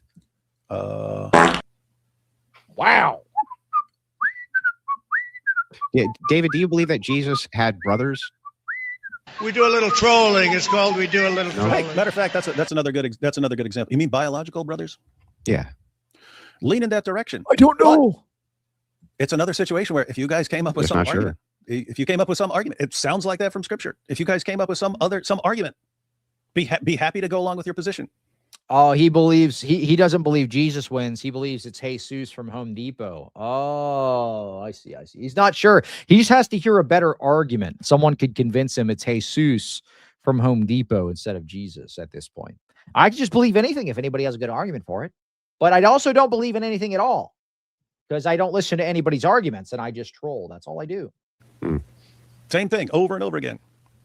There are certain things like I can decide I can either stay in this chair or get up from this chair. I have to do one or the other. It's kind of a forced decision. Like I have to either be here or get up from here. There are all kinds of other issues. No, you don't have to do either of those things, actually. I'm going to skip forward a little bit. Someone could understand, even if they've never had any scripture or something like that. Hey, there's a moral law. I've broken it. I'm in need of. Oh, I hadn't thought of that. And I'll just say, actually, Jay, we can either change the topic or I'm going to go back and see what he says here. Oh, actually, icon veneration is looks okay. Or so it could be that it's but right. You're pretty confident you're not. I mean, right? Yeah, it's something where if I look into it, all I see are problems. You weren't sure whether you should or you shouldn't. You just kind of lean that way, but you were most definitely willing to take the opposition view that you shouldn't. Yeah, so he doesn't make a definite position on whether or not we should venerate icons or not, but he's going to go and do the debate in the opposition anyway because he doesn't actually believe what he says. He's just there for the grift. He's doing debates for the sake of doing debates. He's doing these videos for the sake of doing the videos. He doesn't actually believe what he says. He's just doing it to do it because he's a polemicist. That's what he does. You felt like you would be convinced by the time the debate would happen. If everything I've looked into so far points away from it, then I'm going to say, okay, guess what, Andrew? It's possible 2 months from now I look into it, I go, whoa, I hadn't thought of that. And I'll just say, actually, Jay, we can either change the topic or I can forfeit because I've changed my mind. All right, bro. I'm good. Good. We can take well, I don't even care about that. I got to read my own super chats, but I appreciate the conversation, man. I enjoyed it. All right, man.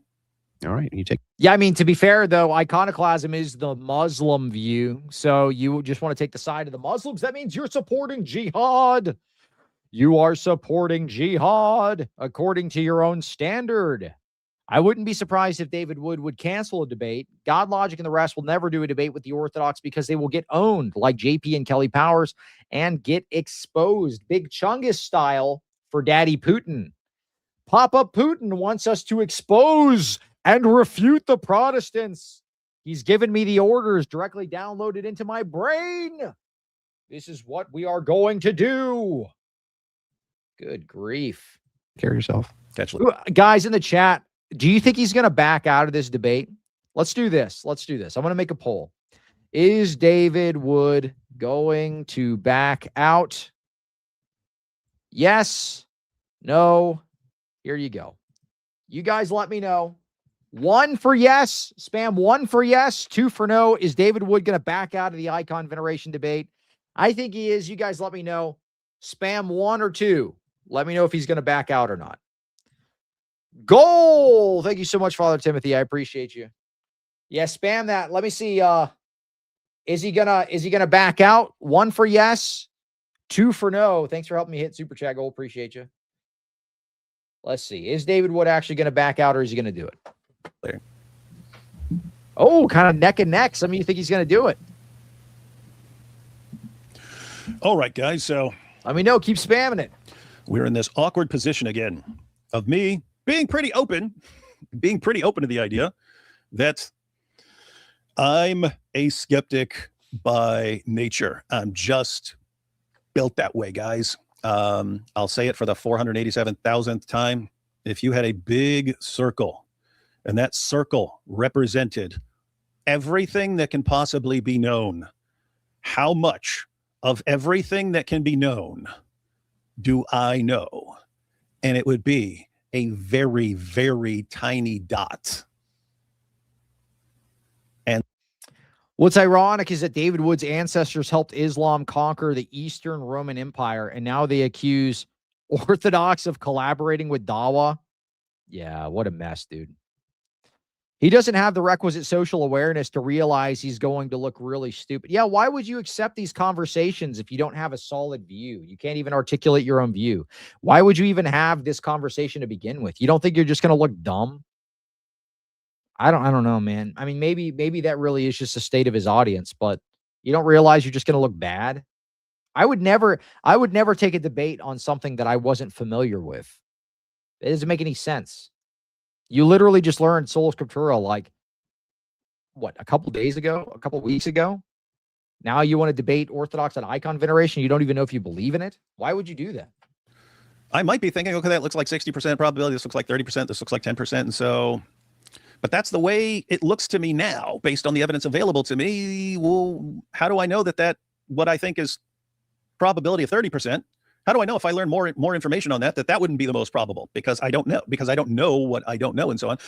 I'm not encouraging other people to be like this. I think you should be somewhat skeptical. Otherwise, you just believe anything. I'm more skeptical than hammer time. Jeez. Hold on. We do a little trolling. It's called we do a little trolling. I would advise other people to be. But what can I say? If it's something I absolutely have to take a position on, then okay, I have to take a position on. If it's something Calvinism versus Arminianism, are we completely, are we determined or not determined or something like that? I'm going to skip forward a bit till AP comes in because I want to see what he says.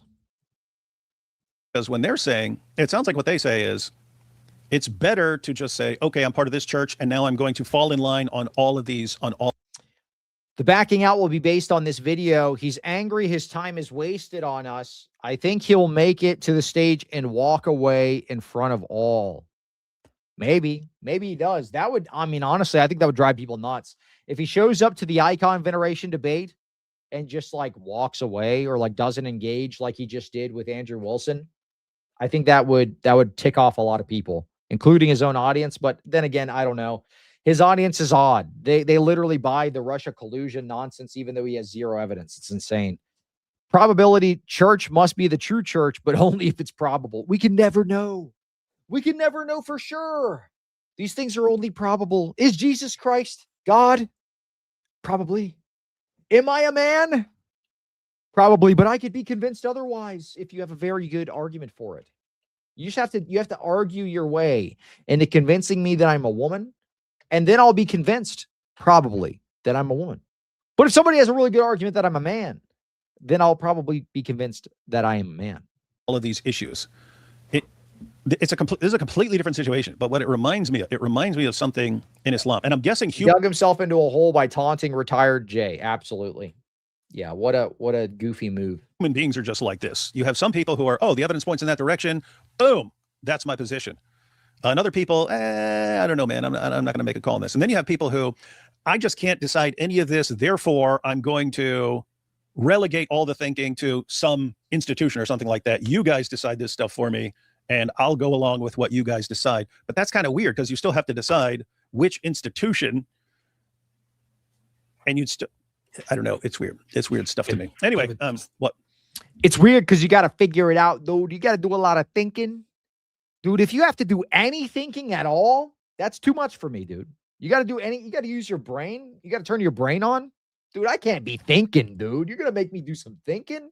That's nuts. I would never think. I've never thought in my entire life. Stop coping. Stop coping. He already proved that you work for Netanyahu. You got destroyed. Now stop coping. You're just talking about it, trying to explain things. Just stop coping. You got destroyed. In a debate. Hey, I wanted to come on and say a few things here. I know you don't have to explain yourself because you lost the debate. However, I came up during the debate, surprisingly so. I was watching the whole thing, and then I was very surprised to see that I actually came up as a topic of the discussion, of the debate, of the discussion. So I was very, very, very interestingly waiting to see what exactly it is that I'm supposed to have said. And in the video that he showed, whose audio he couldn't play. Do you even know what trip that was? Yes, that was the first trip we went. That was the first trip? Oh my goodness, you should have told me that, man. Because I know that was the first trip. How could I have told you that, David? How could I have told you that? That was the first trip where I did say that I have been invited to Israel by some interesting people. Now, to be very fair, I might have. So this is how he explains his Israeli ties.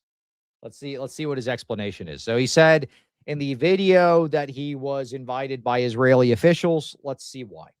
Made it sound much more interesting than it actually was, because as far as I recall, it was, hey, you guys keep talking about this stuff, and oh, that would be, dude, that would drive me nuts. I would genuinely, yeah, I would be very upset if he did that.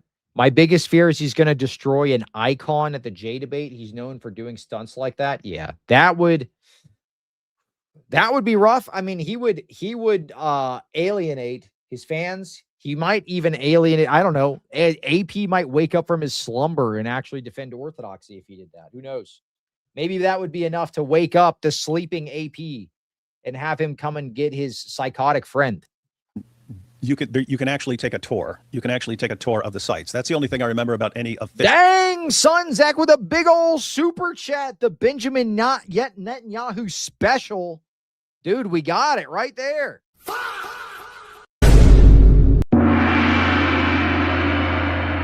Love you, Israel. We love Israel. Let's go, dude. Massive super chat for the love of the game, for the love of Israel. Now we got to do a little Zio slop to celebrate. What they ought to do is evacuate up there on the hill. W's in the get chat. A great big missile and blow that wicked dome of the rock plumb off of the spot where it's standing right now, so we can get that third temple rebuilt and usher in the coming of Jesus. Amen. Hallelujah. That's right. What they ought to do is evacuate up That's there. right. We gotta go and we gotta establish a greater Israel project right now, son. We gotta do it. Bibi Netanyahu, he beamed it into my brain. You're gonna donate all your money for Bibi Netanyahu. We're gonna go and we're going to eradicate all of the enemies of Israel, because those who bless Israel will be blessed. And you want to be blessed, don't you, boy? I know you want to be blessed. To be fair, he's too lazy to get a blessed icon. Yeah, maybe. Still, I don't know. That might awaken the sleeping AP if he did something like that. Officials or something like that. Someone who's connected to defense over there or something like that said, hey, if you guys keep talking about this, you can actually take the tour, see all the sites of the attacks, and there are people, there are actually witnesses in the area, and you would actually know what you're talking about. That's as far as I recall. It was actually much simpler, even. You might not remember, which is completely fair. I was talking about Israel at the time a lot because of October 7. One day I had a phone call with Joseph Cohen from Israel Advocacy Movement. And he was telling me that... wait. Is that the guy who used to go to Speaker's Corner or something? Yeah. That's Speaker's Corner guy? Okay, yeah. That guy, the nicest person you will ever meet in the world. I was having a conversation with him and was talking about, he talked to me about how he recently went to Israel and took a tour and all that and visited all the sites. And I was like, oh yeah, okay, nice. I would like to do that too. He said, you can actually do that right now. I can arrange it for you if you want to. I said, how can you arrange it? He said, well, you would have to take care of how you get there and all that, but I can connect you with the right people who can give you a tour to the Gaza envelope, which is the area outside Gaza. You could possibly even go into Gaza, which unfortunately never happened. Apparently, I remember wanting to do that, and then it didn't happen. Yeah, we're so well connected that we couldn't even go into Gaza. Hey, you know who did get to go into Gaza? Douglas Murray. Yes, he did. So what happened is that he's more important than we are. What happened is that Joseph Cohen, Israel Advocacy Movement, who was just a regular guy and who moved to Israel after a while, suggested to me that I should go there. So I was like, oh yeah, help me out with that. So he connected me with a few other people. I didn't, however, secure any funding or anything for it. I told you the idea as soon as I heard it. You said, hey, let's go. So we organized a fundraiser. All our funds, all our travel was completely covered by the fundraiser. We went over there. The only people, the important people that I met, I actually met while we were there. During that trip, that's where I suddenly started meeting. Yeah, it wasn't people who invited you. I even remember that because I wanted to record videos about various sites, and I eventually got some at the Temple Mount and stuff like that. But it was like when we got there, we went to Jerusalem, where we're going to do everything in Jerusalem, and then like when we get there, you get a message saying, "Hey, there's an event in Tel Aviv," and we go there, and then Yeah, and I remember it was interesting because they knew, some of them knew who you were, and they didn't know who I was. So the guy with the Israeli advocacy movement, the pro Zionist shill, Joseph Cohen, tells them to come to Israel. They get invited by some higher ups to some event at Tel Aviv. And I thought that was fun. I was actually not at all suspicious whatsoever. Thinking, my boy AP has arrived. He's more famous than me, and people know him and don't know me. And that's actually pretty darn. He's arrived. He's arrived. He's getting invited to all the pro-Israel events in Tel Aviv.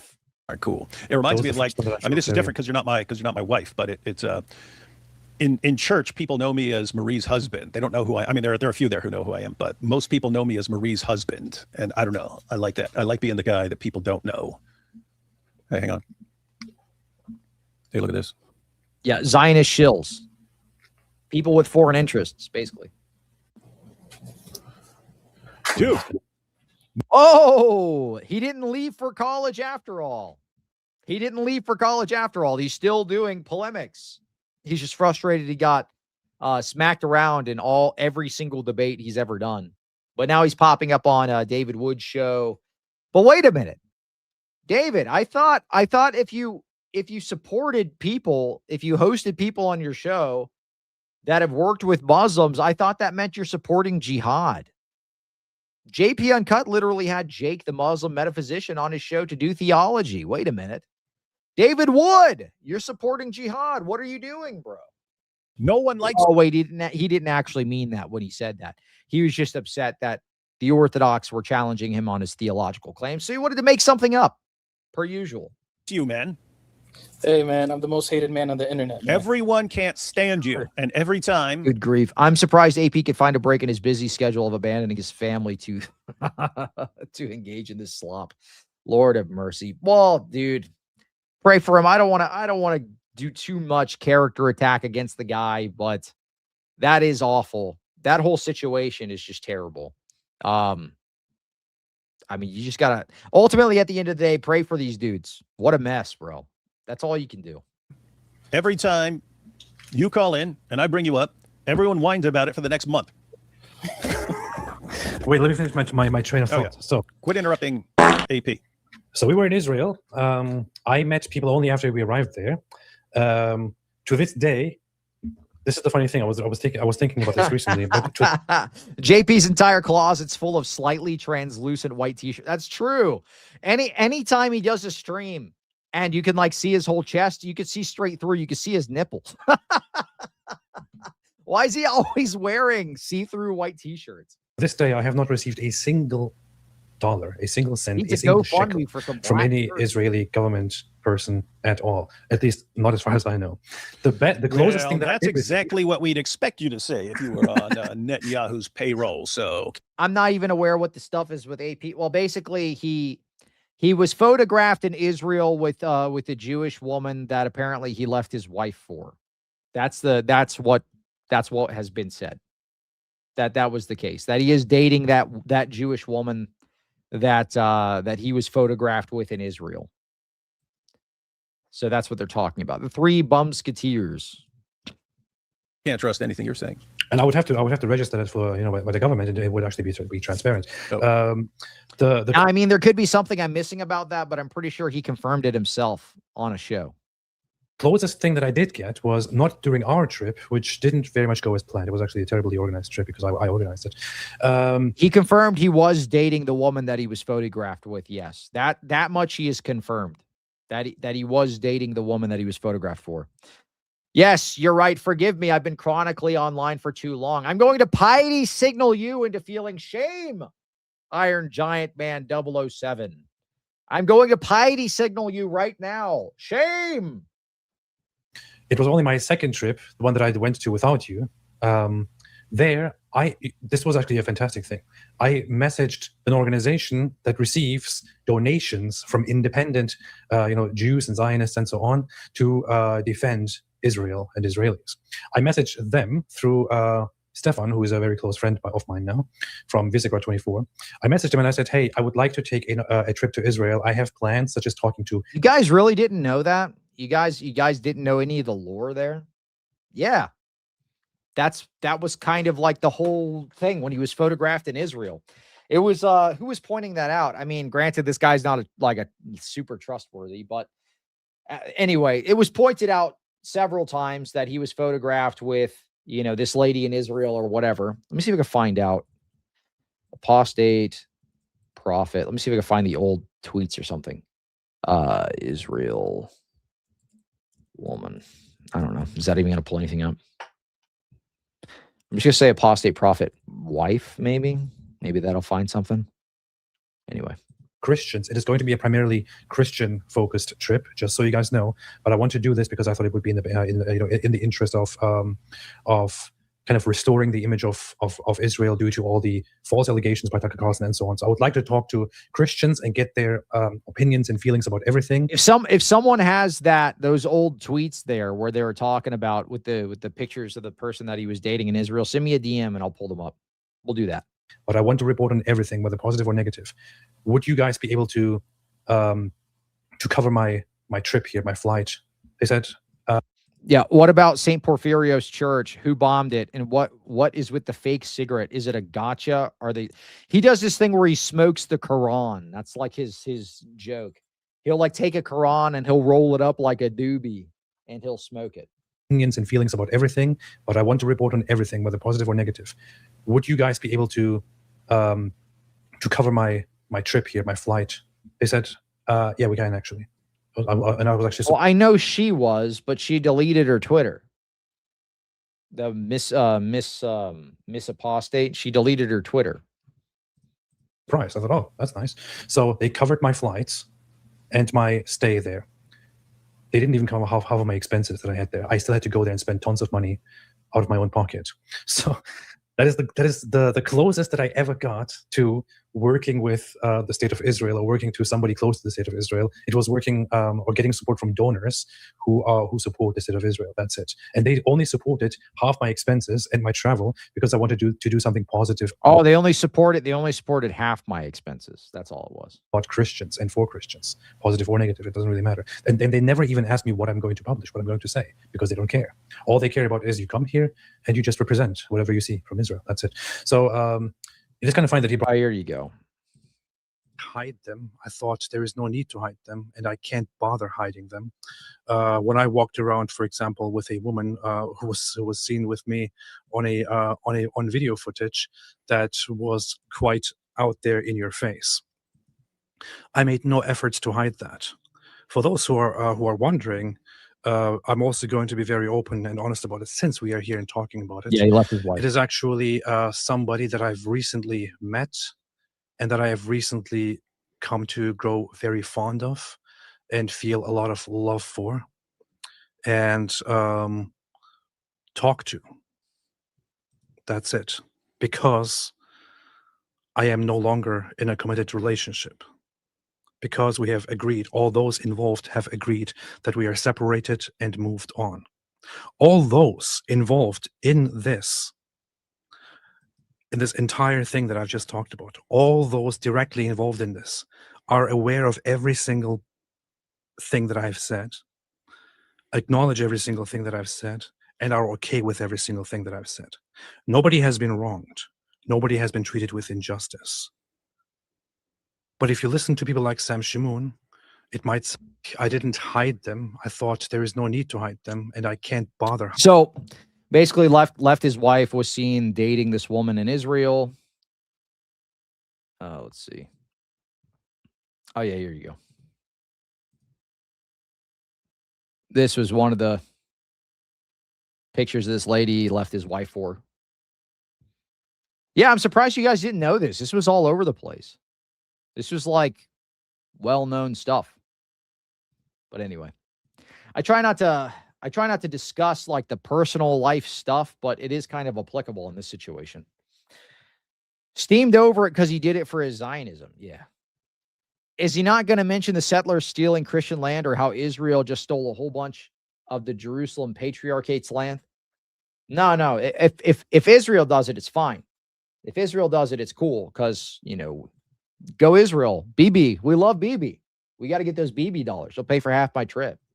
brought that as evidence. I want to point out, however, one thing is I didn't come here to talk trash about Andrew as much as I like to talk trash about others. I actually love Andrew. I have met the guy several times. I actually think he's a fantastic guy. He is, however, very much absorbed into the whole online debate atmosphere, which is why he probably won't even take a joke.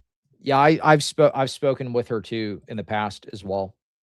When I was a Protestant, you know, but yeah, I don't know. Everybody on all sides of this did things wrong. You know, she announced on X that she was gonna like go marry some guy while it was still publicly, like the optics were still public that she was still with AP. They hadn't mentioned anything about it. It was just like some random dude. So it's just a mess all around. And I actually got frustrated at that. I said, what are you doing? Like, you need to delete your X account. Like, what are you doing? Like, why are you announcing this stuff publicly? You're still married to this dude. And then she did delete her X account. So after I said that. Very well if I tell it to him when he's live. It's honestly kind of like, you know, just pray for them, because that's a mess. It's frustrating, but that's a mess. And these are real people with, you know, kids and stuff involved. So just pray for him. That's all you can do. He's actually a very good guy in person. I joked to you as well, David, that if you guys actually met in person, you would probably get along very well. We did meet in person. He's that way. Oh yeah, you did. But very, very brief. Yeah, well, yeah. I don't know if that was after, but yeah, she admitted, she posted publicly on X. She posted publicly on X that she was gonna go and marry some other random dude, some other random like X account guy. Yeah, that was messed up. That was absolutely messed up. Yeah, and I responded. I said, you need to delete your account or take the cross out of your name. That's horrible. You can't be publicly posting as like, her name was like Miss Paisios or something, or like something like that. Had like a cross on her name, was like, I'm gonna go marry this other guy while I'm still married. Like, oh, I'll wait as long as it takes. Yeah, your debate. Yeah, that was bad. Just pray for him. Pray for him all in that situation. And you did get along very well when you did meet him. It was just for a few minutes or so. But you did get along quite well when you met him. I remember now. But I actually really loved the guy. I fought with him before. I made peace with him before. We talk to this day. I tell him when I really think that he does something that is stupid, that sucks, and he tells me the same thing. During these two discussions that he had with you, I think the first one, he was absolutely terrible. During this one, at the beginning, I thought you were really terrible, but then you started regathering it, and then he started getting really, really terrible. For example, when he made the point about how God logic doesn't do apologetics because he doesn't defend against Orthodox. Like, what the hell? That was seriously weird. There's never been a Christian apologist because there's never been. What is he defending? What is he defending? What church is he defending? Answer that. I mean, otherwise he's just a polemicist. And someone who debated all positions or something like that. That's just a weird view of apologetics. I mean, think of the actual verse. Hey, why do you believe this stuff about Christianity? We all do that. We all answer that. And by the way, that's not a command for a. Yeah, it came out of the blue. She did seem like a kind person, but I mean, you never know what people are like behind closed doors. All you can do is pray. Just pray for them. That whole situation sucks, especially when there's kids involved. That really sucks. You know, your heart just hurts for the kids. Apologists. That's a command to all Christians to do apologetics, right? But I mean, think that has to be some like, it has to be some like mere Christianity level of not that you can't go into much more detail, but if you're telling, what is mere Christianity? Tell me, how do you define that, and by what standard, David? By what standard? Everything that you laid out in your discussion with Andrew Wilson was basically just describing what a Mormon could affirm. Is that mere Christianity? Would you consider Mormons Christian? Would you consider Jehovah's Witnesses Christian? What about Seventh-day Adventists? I mean, they're basically Judaizers. They say you got to eat pork, or you got to not eat pork. You got to not do the Lord's Day. Don't go to church on Sunday. You got to go on Saturday only. Are those guys Christians? What about the Christian Science dudes? What about them? Are they Christians? Messianic Jews that circumcise you? Fishermen, if you're telling fishermen, goat herders and so on, hey, always be ready to get. I mean, matter of fact, think about who's saying that. That's Peter. That's a fisherman. That's not the Apostle Paul. That's not someone who had this phenomenal education. And you know, that's a fisherman saying this. If you were to start asking Peter about various theories of this or that, I don't. You might not get terribly sophisticated answers. He's a fisherman. If you ask Peter, "Hey, why do you believe in this Jesus guy?" I guarantee you'd get a slam dunk case. And so, the idea that what 1 Peter 3:15 means is you need to be defending against all objections from all positions and be able to have the, I don't know, that just seems that seems insane to me. So, well, let me say this, Brother David. I think the critique is really, what are you defending? What are you actually defending? If it's nothing, if it's no position at all, if it's just, well, you know, whatever, is it like my brain church, you know? I defend Jesus wins in the end. That's your defense. What are you actually defending? What church, dude? Good to see you, AP. But let me say this. You know, you're getting us in trouble here just by your presence. Yeah, right. you know, I go to a messianic. Now you're supporting jihad, boy. Based on your own standard, you're supporting jihad. Go to a messianic Jewish congregation, and you know, I hear Jewish. Do you steer everyone to that as the true church? No, I do not. Yeah, I think that's a good way to be, Rachel. If somebody asks for forgiveness and seems sincere, I'm going to grant it and give them the benefit of the doubt. Yep. That's all you can do. That's a good way to be. And pray for them. What the heck, man? Yes, but I go to a Jewish congregation and I never hear the end of it. It's just crazy. But I love Jews, and that doesn't compromise me as a Christian. It just is what it is. But I just wanted to say that you have two types of Christians. You have Christians that do interdenominational conversations, and then you have Christians that do not. I have interdenominational conversations. If you look at my channel, I have discussions with people on once saved, always saved, predestination, and all these so-called secondary issues. He has a friend, Radar Apologetics, that runs a Messianic Jewish synagogue that he does attend on occasion. But I think JP is actually a Pentecostal guy. That's just the reality. You don't do those things, and that's okay. It doesn't make you any less of a Christian. Wrong. You do those? No, you have to, according to the Orthobros. And if they're the one true church, then we all have to be doing this. Yeah, and so that's the thing. Like, there's people that are Protestants that we have these kind of discussions where we disagree, and some people don't have those discussions. It just is what it is. Some people are not interested in that. Some people are interested in doing ministry and having conversations with Muslims to introduce them to Jesus Christ. And that's what you do, and there's nothing wrong with that. In this particular case, you took up on a new challenge with the icon veneration because you were challenged. You took on this new project. Again, there's nothing wrong with reading up on a topic and then debating that topic. This is not. By the way, this is the Messianic Jewish synagogue that he's talking about here. Because I'm gonna blast you guys with Messianic Jewish synagogue propaganda until we reach goal. I'm just gonna play this until we reach goal and dance to lie, lie, lie. That again. Lie. This is the Messianic Jewish synagogue that JP sometime attends. Radar Apologetic Synagogue. Or at least this was the old one. They have a new building now. In our great with Bibi Netanyahu, if you can hear me, Bibi Netanyahu, please send in one more super chat, Bibi Netanyahu. One more. Bibi Netanyahu, if you can hear me out there, I need one more super chat, Bibi, please. Please, little Bibi, please. Bibi Netanyahu, my best friend. Please send me one more super chat, Bibi. Blessed.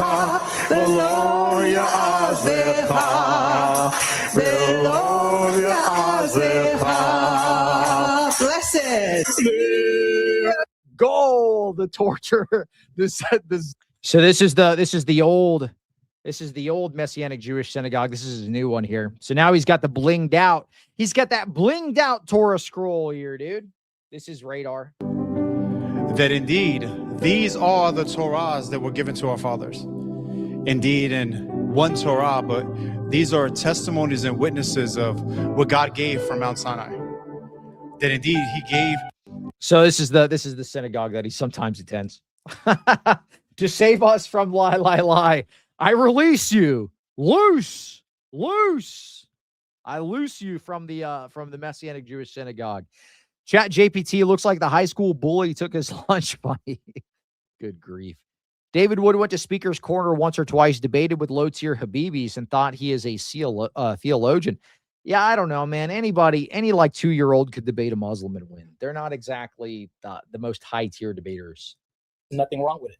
Even if you were to say, hey, I kind of lean to this position, I think it might be true, but for the sake of argument, I agreed to debate that one as opposed to some others, because that one I'm like, I at least know I at least have an idea of my arguments and positions. There are other positions on that, the Eucharist or something like that. I mean, I don't know. You guys may be right. I don't know what in the world. Yeah, and you don't have to. You're not forced to have. They say you have to, or there's something wrong with you, and that's on them. But AP doesn't. Hey, let me give another example, just because there's. It's like certain people think in certain ways and other people think in different ways. And then, dude, it don't matter if you believe in real presence of the Eucharist. It don't matter at all. When Jesus said, "This is my body and my blood," that means it was not actually. It means it's just pretend. It just means we play pretend. That's all it means. And it doesn't matter what you believe about the Bible. You could believe anything. You could believe St. Paul was like a lizard man or something. Doesn't matter at all. These are all just secondary. These are all secondary.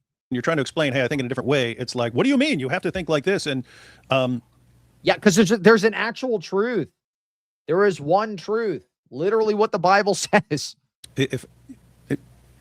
My position might not even, if I were to like call my position something, sometimes I say, Protestant by default or something like that, but it wouldn't even be like mere Christian. It would be like skeptical Christian, which I would not encourage other people to be. It's just, this is how I am. But it's like, so I did my doctoral dissertation on a particular version of the problem of evil. So we do. I mean, Alex just had a Jewish guy on his show and did a debate with him not that long ago. I have several Orthodox Jews that reach out to me in DMs and, that want to convert to Orthodoxy. So we do have these kinds of conversations all the time, actually. Problem of evil in a nutshell is if an all-knowing, all-powerful, by the way, I do believe God is all-knowing and all-powerful. It's just but if an all-knowing, all-powerful, perfectly good being exists, why do we have the kinds and varieties of evil, especially evil that looks pointless? There could be like I put my hand on a stove and I burn it. Okay, that's natural evil. It's not moral evil. It's natural evil. Natural evil, just like it's something bad, right? So the pain is bad. It's bad that someone has experienced pain, but there's an obvious good reason for it. It helped me get my hand off the flame and therefore protected me. So there are various things that are bad states of affairs, but there's an obvious good reason for it. There are other situations where you look at it and you go, why would that happen? Why would God allow that? And so on. Now, so that's the problem of evil. You have tons of different responses to the problem of evil. And you can point to all kinds of things that people would say, this is the reason for that happening. God knows everything, and we know a tiny fraction of that. So the position of skeptical theism is, if I look and I see various kinds of skeptical theist, so he just doesn't hold any positions at all.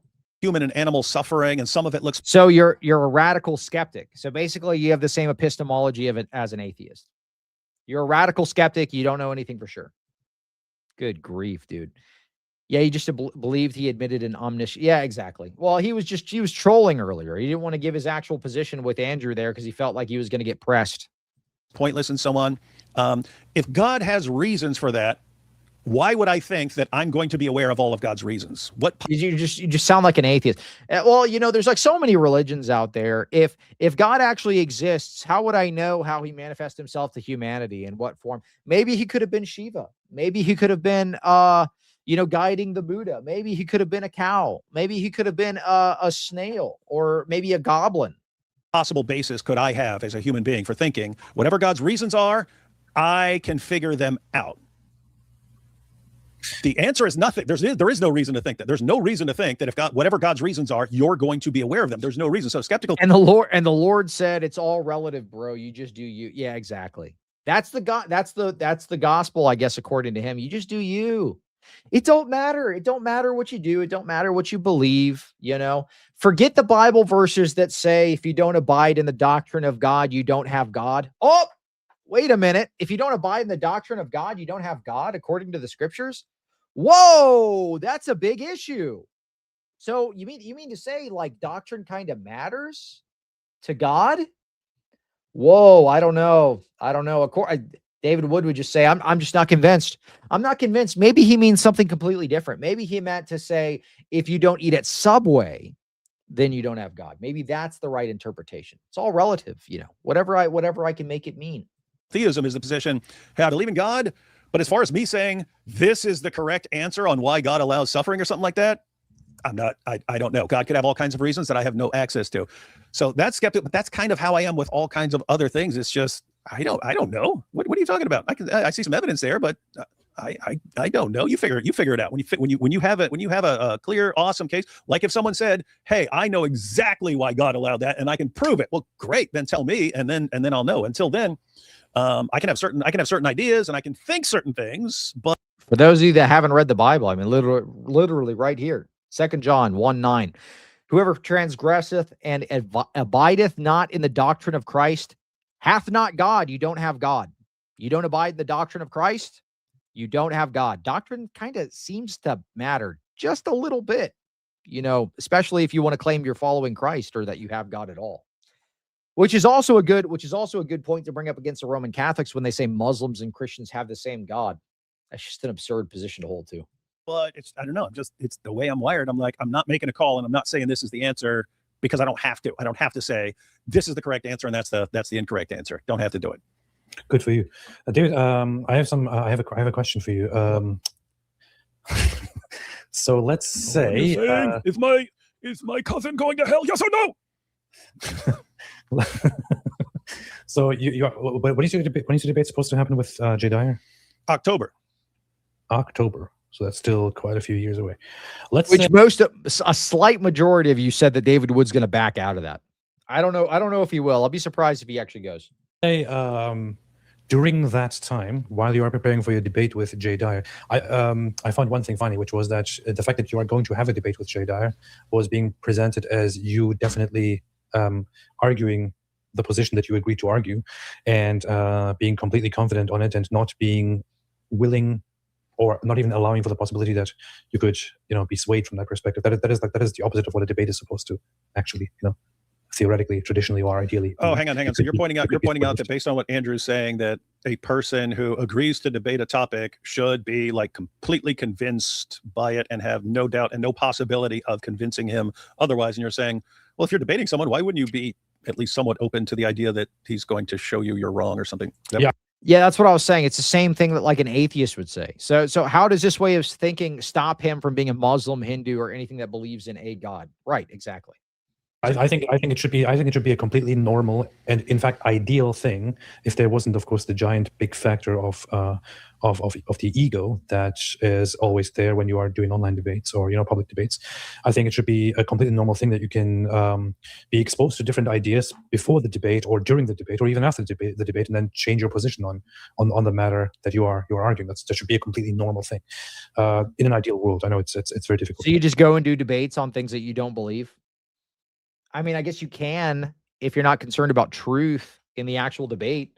Like, I mean, I could go and do a debate right now from the Protestant position and debate an Orthodox on something that I just don't believe. Like, but why would I do that? That would be immoral, especially when my platform is based upon defending the truth of the positions that I hold. So, I mean, yeah, theoretically, I could go pretend to be a Protestant for a debate and defend Protestantism from their own view. But why would I do that if I actually believe what I say and I'm actually trying to do what I say I'm trying to do on my show? I'm not just a polemicist. And I'm kind of a hypocrite for saying that. However, I would say, but my question is this. If during this whole time, this period, as you're preparing yourself for the debate on Kant's with Jay Dyer, if during this time you have your studies and your discussions and you come to the conclusion, hang on, I actually don't agree that that icon veneration is a bad thing. I think it's perfectly fine to do. Mm-hmm. Would you, as a result of that, still have the debate with Jay Dyer to explore this or for any other reason, for example? Yeah, there would be a couple of possibilities there. And I would most likely message him if something like, I don't think that's going to arise because see some serious problems here. AP. But if something like that, yeah, I think that's a bunch of nonsense. But anyway, continue. So if something like that were to arise, in other words, guys, so right now I think, okay, here are the problems I see with icon veneration. If for some reason over the next like 2 months I start realizing, actually, I don't know, it's kind of a coin flip type issue, I would probably message Jay and say, okay, I'm not seriously confident enough to seriously say this is an incorrect position. So would you like to change the topic to another, or I can forfeit, or I can just, and this is what I think what the direction you're going in, or I can explain at the very— What do you guys think? Do you think he's setting up for a back out of the debate, or he's setting up to change his mind during the debate? What do you think? Let me know in the chat. One, if you think this is just a setup for him changing his mind. 2, if you think, I don't know, they're just being like normal. What do you think? What do you think? Is this just a pre-cope setup? Very beginning of the debate, guys, I'm acknowledging I could be wrong about this, and I'm doing this because I want to hear his answers and how he would respond to these objections that I see. And no, I mean, I cursed? I didn't say a no word. Prove it. I didn't say any no word. What no word did I say? I didn't say a bad word. We used to back this is undergrad in philosophy. We used to have a meeting called philosophy slam. That's where you go in there and it was just like no holds barred, arguing over things. Okay. But we used to do something. I was about to say, how dare you? I never use a naughty word in my life. I don't use no words. I don't use them.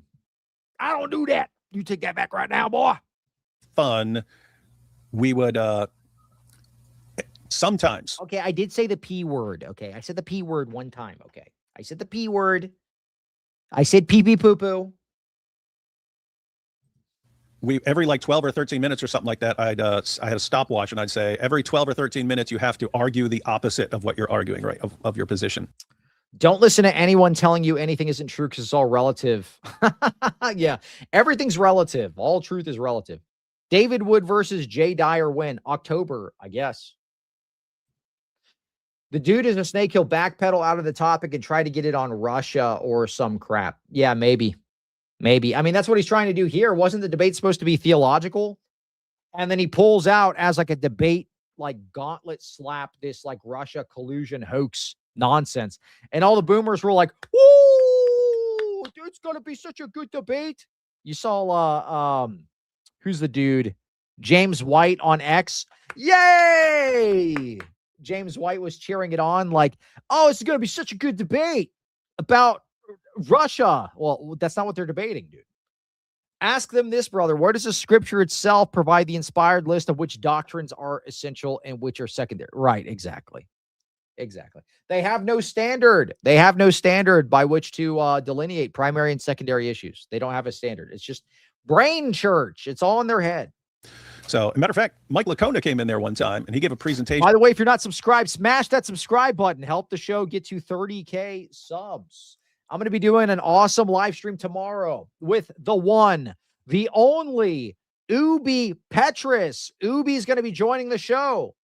He finally decided that he's not just going to do in-person shows. He'll do a remote show with me. So Ubi Petrus is going to come jump on the show, and we're going to be debunking Roots of Orthodoxy's new Papal Apologetics channel. He posted a couple videos there. So me and Ubi Petrus are going to be debunking those live tomorrow. So stay tuned for that. That's going to be a great show. Let me know if you're psyched for that. Listening to DW's old-timey radio voice makes me want to 23 skidoo with my ragtime gal. Nice. Nice. I'm shocked he hasn't gone after the Antiochian church because it's the Arab jurisdiction. Oh, they must be colluding with the Muslims. Ooh, don't give him any thoughts. You know, he might actually do that. Don't give him any ideas. He's gonna say the Antiochians are pro-Muslim. Oh. On the resurrection. So he gave a presentation on evidence for the resurrection, and then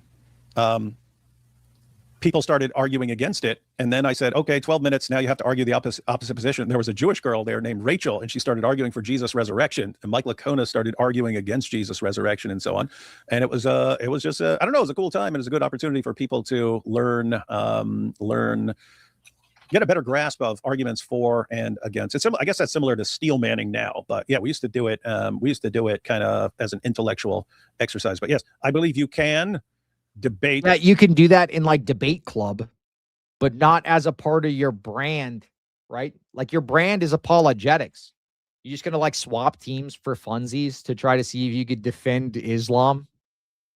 Like you wanna do a debate, David? You wanna like defend Islam?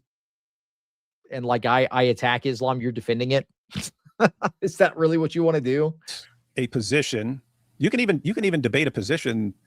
You can even argue for a position as an intellectual exercise that you don't actually hold, or that you think is wrong. With that said, I kind of wouldn't want to argue. I like that in this entire live stream, since JP's been up here, just stares into the camera like this is his contribution. Against a Christian position that I think there's a good shot of it being true. Wait, unless I just clarified. I said, okay, I'm just so everyone knows, I'm debating this, but it's for everyone's edification, and I acknowledge I could just totally be wrong about this. So, do you grant the possibility that that icon veneration might be a completely good and acceptable practice within Christianity? The possibility, yes, it would have to be. It would have to be like logically impossible or some other variety of impossible for me to say that. If David Wood takes up this tactic and starts calling Father Stephen DeYoung a Mohammedan sympathizer, I'm holding you personally responsible. Mark my words. Mark my words. You're giving the enemy ideas. It's over. There's no possibility, but it doesn't look very. So you're saying the evidence looks like it looks like the evidence points toward it not being right, or not being JP's contribution. It's not looking good, AP. It's not looking good. Okay, but there is a chance that it might be just fine, or is your problem more with the position that it should be done rather than it may be done? Which one do you rather have a position? That's another position. So if it's the orthodox position. Thanks for letting me up on your live stream. I'm now just going to text the entire time. On icon veneration, they say you have to, and so that's an additional position. So you've got, is it a correct thing to do? And then even if it is a correct thing to do, is it something that you have to do? Those are multiple issues there. So in other words, you could say, hey, I think it's fine, but as long as you don't insist that people have to do it, that could be a position that someone would have. Or you say, no, you're not supposed to be doing that. It's something you carved, or someone else carved it, and it's a lifeless thing. And here you are venerating it when it's lower than you. It's a lower thing than you. What are you doing? I see. Okay, so there's always a chance that things might change. We'll see. We'll have some conversations. You've got a couple months, buddy. And meanwhile, we will just shut out people like JP completely from the conversation and just talk to each other. That's very rude. This guy shows up. Now they finally mentioned it. That's rude. He just shows up. He doesn't say anything. No, this is interesting. This is interesting.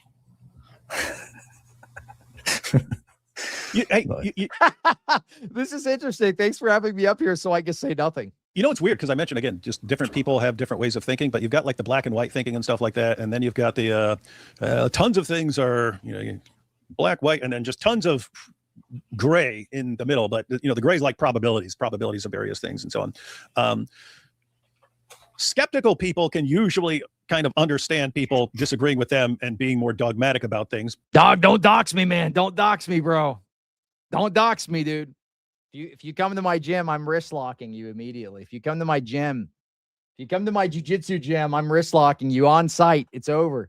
Because they're thinking, okay, well, I don't know. I understand that not everyone. Oh, yeah, you should totally do jiu-jitsu. You should totally go do jiu-jitsu. This and so on. Whereas like the black and white thing is like, how are you not thinking like this? What is wrong with? Well, a buddy of mine just went to Trent Horn's gym and armbarred Trent Horn. That's awesome. With you. I don't know. It's weird.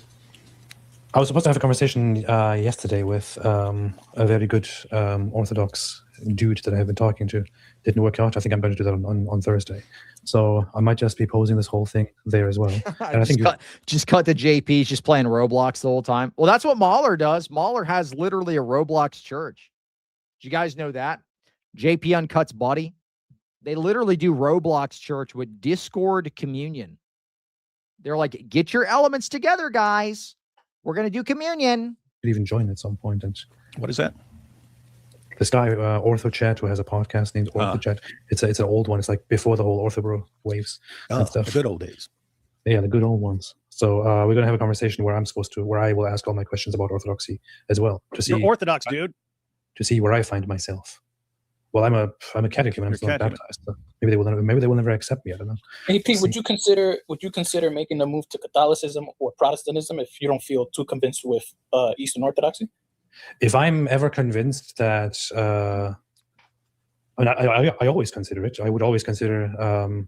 Hey, I would always keep open the possibility. At this point, however, I think where I lean toward, which is also why I want to. No, you can't just lean towards it. You have to say everyone is wrong except you.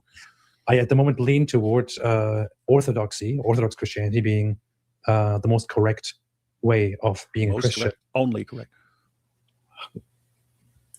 That's the problem. Right. See, they would expect me to say the only correct one. And that's the thing. Someone would insist that you have to say like that, right? Hey, by the way, when JP, when you asked AP, I was thinking, watching ice cream melt is probably more interesting than than for JP. Yeah, I don't know. He seems completely zoned out. AP's track record shows that he will change his position if he thinks his position is wrong, right? So he goes from Muslim to atheist to agnostic to Orthodox Christian and so on. And I had kind of one like big change from atheist to Christian, but even after I became a Christian, tons of things I just changed my position on multiple times. There are certain things where I've held every position. So on like young earth creation, old earth creation, theistic evolution. Okay, I've held all of those positions at some point. Hell, I've held most positions on and so on. And I just get to the point where, is this what's important to me, being right on this issue? Or am I going to say, okay, I've changed my position multiple times. Why? Because I just learn over time. I don't know enough about various topics, and maybe I shouldn't be adopting positions and so on. No, I think David Wood's going to ignore that JP had a Muslim on. It was always kind of weird because, again, I'm skeptical by nature, but it would be like, I'm supposed. It's almost like Andrew's thing. Like I'm supposed to take a position on this. I need to, and then it's just like, no, actually I don't. There's certain things I absolutely have to take a position on. I take a position on those. There are other things where I can sit there and say, I don't know, man. I don't know. I'm still open to the. Yeah, it's incredible. The guy with a PhD in philosophy refuses to consider the logical probability that there is only one true Christianity when the law of excluded middle suggests otherwise.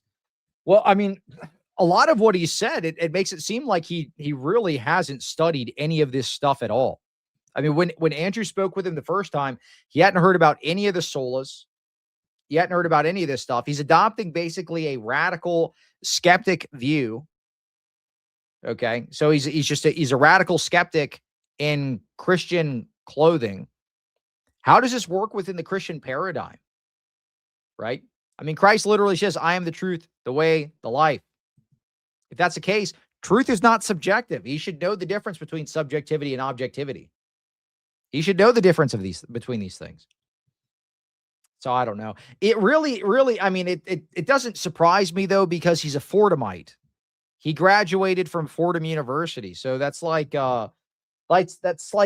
ecumenist, probably like ecumenist lib slop philosophy is what he learned. Anything that would justify like religious pluralism, right? Because he's a Fordhamite. Why would it be surprising that the guy with a PhD in philosophy from Fordham is not only an ecumenist, but like a relativist, a radical skeptic? Possibility of being changed and of learning more and of thinking, okay, you know what? I firmly affirm that this is the only way, that this is the only true church, and this is the way things are. Even then, I have been having. Yeah, it would not surprise me if he was just an atheist grifting. In conversations with monks, with priests, with preachers, with others over this whole thing again and again and again, and I repeatedly presented with the position.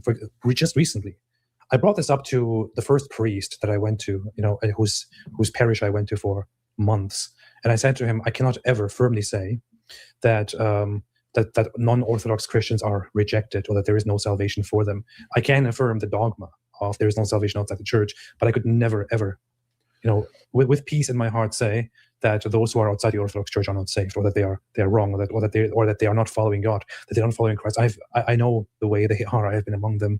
I know the way they dedicate themselves. I do not see how you can possibly put their dedication and their devotion outside what the Bible depicts as somebody who follows Jesus, who follows Christ. And the response that I got was generally, well, I agree with you. So this is the response that I get from a priest in the Orthodox Church, that I should not say that there is no salvation for those outside the Orthodox Church, that I should not say that they are not Christians, that I should not say that they are not following Christ. I get then just recently it was delivered to me. You might remember during a conversation with Father Peter Heers, he's just like talking to ecumenists and getting ecumenist talking points, basically. Up a certain saint within the Orthodox Church who is Saint Paisios, and to current contemporary Orthodox Christians, he's a very, very important saint. He's very recent. Yeah, you won't be able to find a single saint in the Orthodox Church that's an ecumenist. You won't be able to find a single one. But he's made a huge impact. He actually had an encounter with this was recently told to me, and then I had to go and check if this is true. So somebody who is Orthodox comes to him and tells him about all these crazy things that people around the world believe in the name of Christianity, and that person goes to the very, very loved Saint Paisios, and he tells him about the Pentecostals, or Pentecostal Christians. He says to him, there are some people in American churches who speak in tongues, who make noises, who jump up and down and all that. And the response by Saint Paisios to that is, well, looks like the Holy Spirit speaks to them on their level. That's it. You hear this from a very, very beloved saint within the Orthodox Church. I don't buy that he said that. That the Pentecost, like God speaking to the Pentecostals through their spasms. I don't believe St. Paisios said that. But then you have these very aggressive people telling you, no, you shouldn't even call those people Christians. And I think that's a lie. There is such a great struggle to figure out right now during these debates, during this whole debacle of what the church actually says and what the church actually teaches, and what people want you to think the church teaches, or what people say the church teaches. So I think it's much more complicated. I think it's much more nuanced. I would never, ever consider it possible for myself to accept such a position where I say only those who literally go to the Eastern Orthodox Church are. Here's an actual quote from St. Paisios. Others out of kindness say, don't tell the heretics they're in error. Let's show love instead. And so they destroy everything. If such people had lived in the early years of Christianity, we wouldn't even have one saint. So if everybody believed the way that AP is espousing now, that they're just all good, whatever, we wouldn't even have one saint, because no saints were ecumenists. Within salvation or in a path of salvation, and all others aren't. If somebody said, I have to accept it, I would say, well, I'm out of here. That is my position at the moment. But I don't see any reason why I shouldn't be going to this church. I think that I would have much more to say to justify that. But I think this is currently my standing and my situation and my position within the church. Black Angel, funny enough, said AP so badly wants to become a Catholic. I did so badly want to become a Catholic, actually, which is why the Catholic Church is the one that I researched the most out of all. And I kind of I remember when AP was like, should I be a Jew or a Catholic or an Orthodox? Yeah, do you know you're a Christian? I don't. It's the one that I researched the most. And I just can't make peace with the development of the Roman Catholic Church over the last 1,000 years. But let's not start a whole can of worms here, or open a can of worms here. But yeah, so did you say that's the situation? Yes. Let's not cook a can of worms. So that's the current situation. But yeah, man, let's see what happens. I find it nice that at least, despite all the stupid, nasty fighting, Andrew ended the conversation with, "Hey, I really enjoyed this. That was good." So let's see where this goes. And maybe in 2 months, David will be an Orthobro. He'll be like, you all have to submit to Russia, you gay people. Yeah, that's a. Yeah, when you read St. Paisios' work, you'll see how anti-ecumenist he is. He literally held off returning to Mount Athos to kick out the Protestants, converting people. Yep, among many other examples. Exactly. He even wrote against Athenagoras for trying to unite with Rome. He said he had betrayed Christ. St. Paisios was extremely anti-ecumenist. That's what's weird. It's like I can't even imagine taking the kinds of positions that it's like demanded that, no, you have to take this position, that position. Like maybe on one. Yeah, nobody can control what I believe, man. I don't got to take any position. I couldn't even imagine having a solid position on anything. It's never occurred to me to actually believe the things that I think. It's never occurred to me. I just believe I have approximate knowledge of anything, but I can't ever know anything for sure. If somebody gives me a good argument, I'll change my mind immediately. Thing or something like, or you could easily prove me wrong on certain things. You could get me to reject, you might be able to get me to reject a position, but that is like affirming as the true and only position on something that I don't regard as like essential or something like that. I don't know. It's kind of rough stuff. Yeah, weird stuff, man. AP. Well, anyway, I'm out. I'm out unless you have important questions for me while I'm here. I'm going to check out some super chats of people attacking me, man. Yeah, look, this is literally what St. Paisios said about the people that were pushing for union with Rome. He says, with sadness, I must write amongst all the unionists I've ever met. Never have I seen them to either have a drop or shred of spirituality. Not even slightly. The ecumenists are not even slightly spiritual. Nevertheless, they know how to speak about love and union while they themselves are not united with God. They are separated from God, for they have not loved him. This is St. Paisios writing about Athenagoras. This is cowardice to righteously discern the truth that the church has taught and defended for 2,000 years, masked as intellectual sophistication. Right, exactly. I'm going to go for just a little bit longer, but I know Alex Soren is live now, so I'm going to send you all over there. Let's see if they make any other points, and then I'm going to wrap it up. I've been attacked so much since you come on, win. Hey, look at this. D Wood poisoning the well and doing a week. Guys, I just kind of randomly started just a little back because there's they go way back during the debate. I was trying to Hey, that's one of our chatters here. Catch it where it looks like towards the end or something like that. D Wood poisoning the well and doing a weak caricature of what? You have a cartoon view of the Cold War. Yeah, I'm going to send you all over to Alex's stream. And our domestic deep state. What are you talking about? What do they have to do with anything? They are an undeniable anti-Christian deep state we fight these wars for, regardless of Russia leveraging our internal debate. So it's bad, right? Why are these guys saying they're not critical of the Western, whatever they said? Andrew making converts like Matthew 23:15. Ouch. That's Jesus talking to the scribes and Pharisees. You travel over land and sea to make a con. All right, I'm about done with this. I'm going to send you all over to Alex Soren, our boy. Like this stream and subscribe. So true. If you haven't already liked the stream, go ahead and do so. Subscribe to the show. Smash that subscribe button. Help us get to 30K subs this year. If you enjoy this kind of show, make sure to subscribe. Tomorrow, 6 p.m. Eastern, Ubi Petrus is coming on my show. So Ubi's going to come on my show. We're going to be debunking Jonathan from Roots of Orthodoxy with his new Papal Apologetics YouTube channel. So we're going to examine a couple of his claims that he makes there with Voice of Reason. So I've got Ubi Petrus coming on the show. That's going to be like Coughing Baby versus Hydrogen Bomb. It's probably going to be a little overkill there, but we're going to be debunking those videos. So if you're interested in that, come and check out our video tomorrow at 6 p.m. Eastern. Then Tuesday, July the 7th, I'm going to have a clergy Q&A. Are you interested in Orthodoxy? Do you want your questions answered about the Orthodox Church? I'm going to have 3 priests on at the same time. 3 priests, a mega panel of Orthodox priests to answer your questions. And they're from different jurisdictions as well. So Father Timothy Curran's going to be there. Father Michael Lilly and Father Jonathan Ivanov are all going to be there to answer your Orthodox related questions. So are you an inquirer? Are you a catechumen? Are you Orthodox? Do you just want to learn more? Tune in for that show. That's going to be on July the 7th at 5:30 p.m. Eastern. All right. Thank you all so much for watching. Until next time.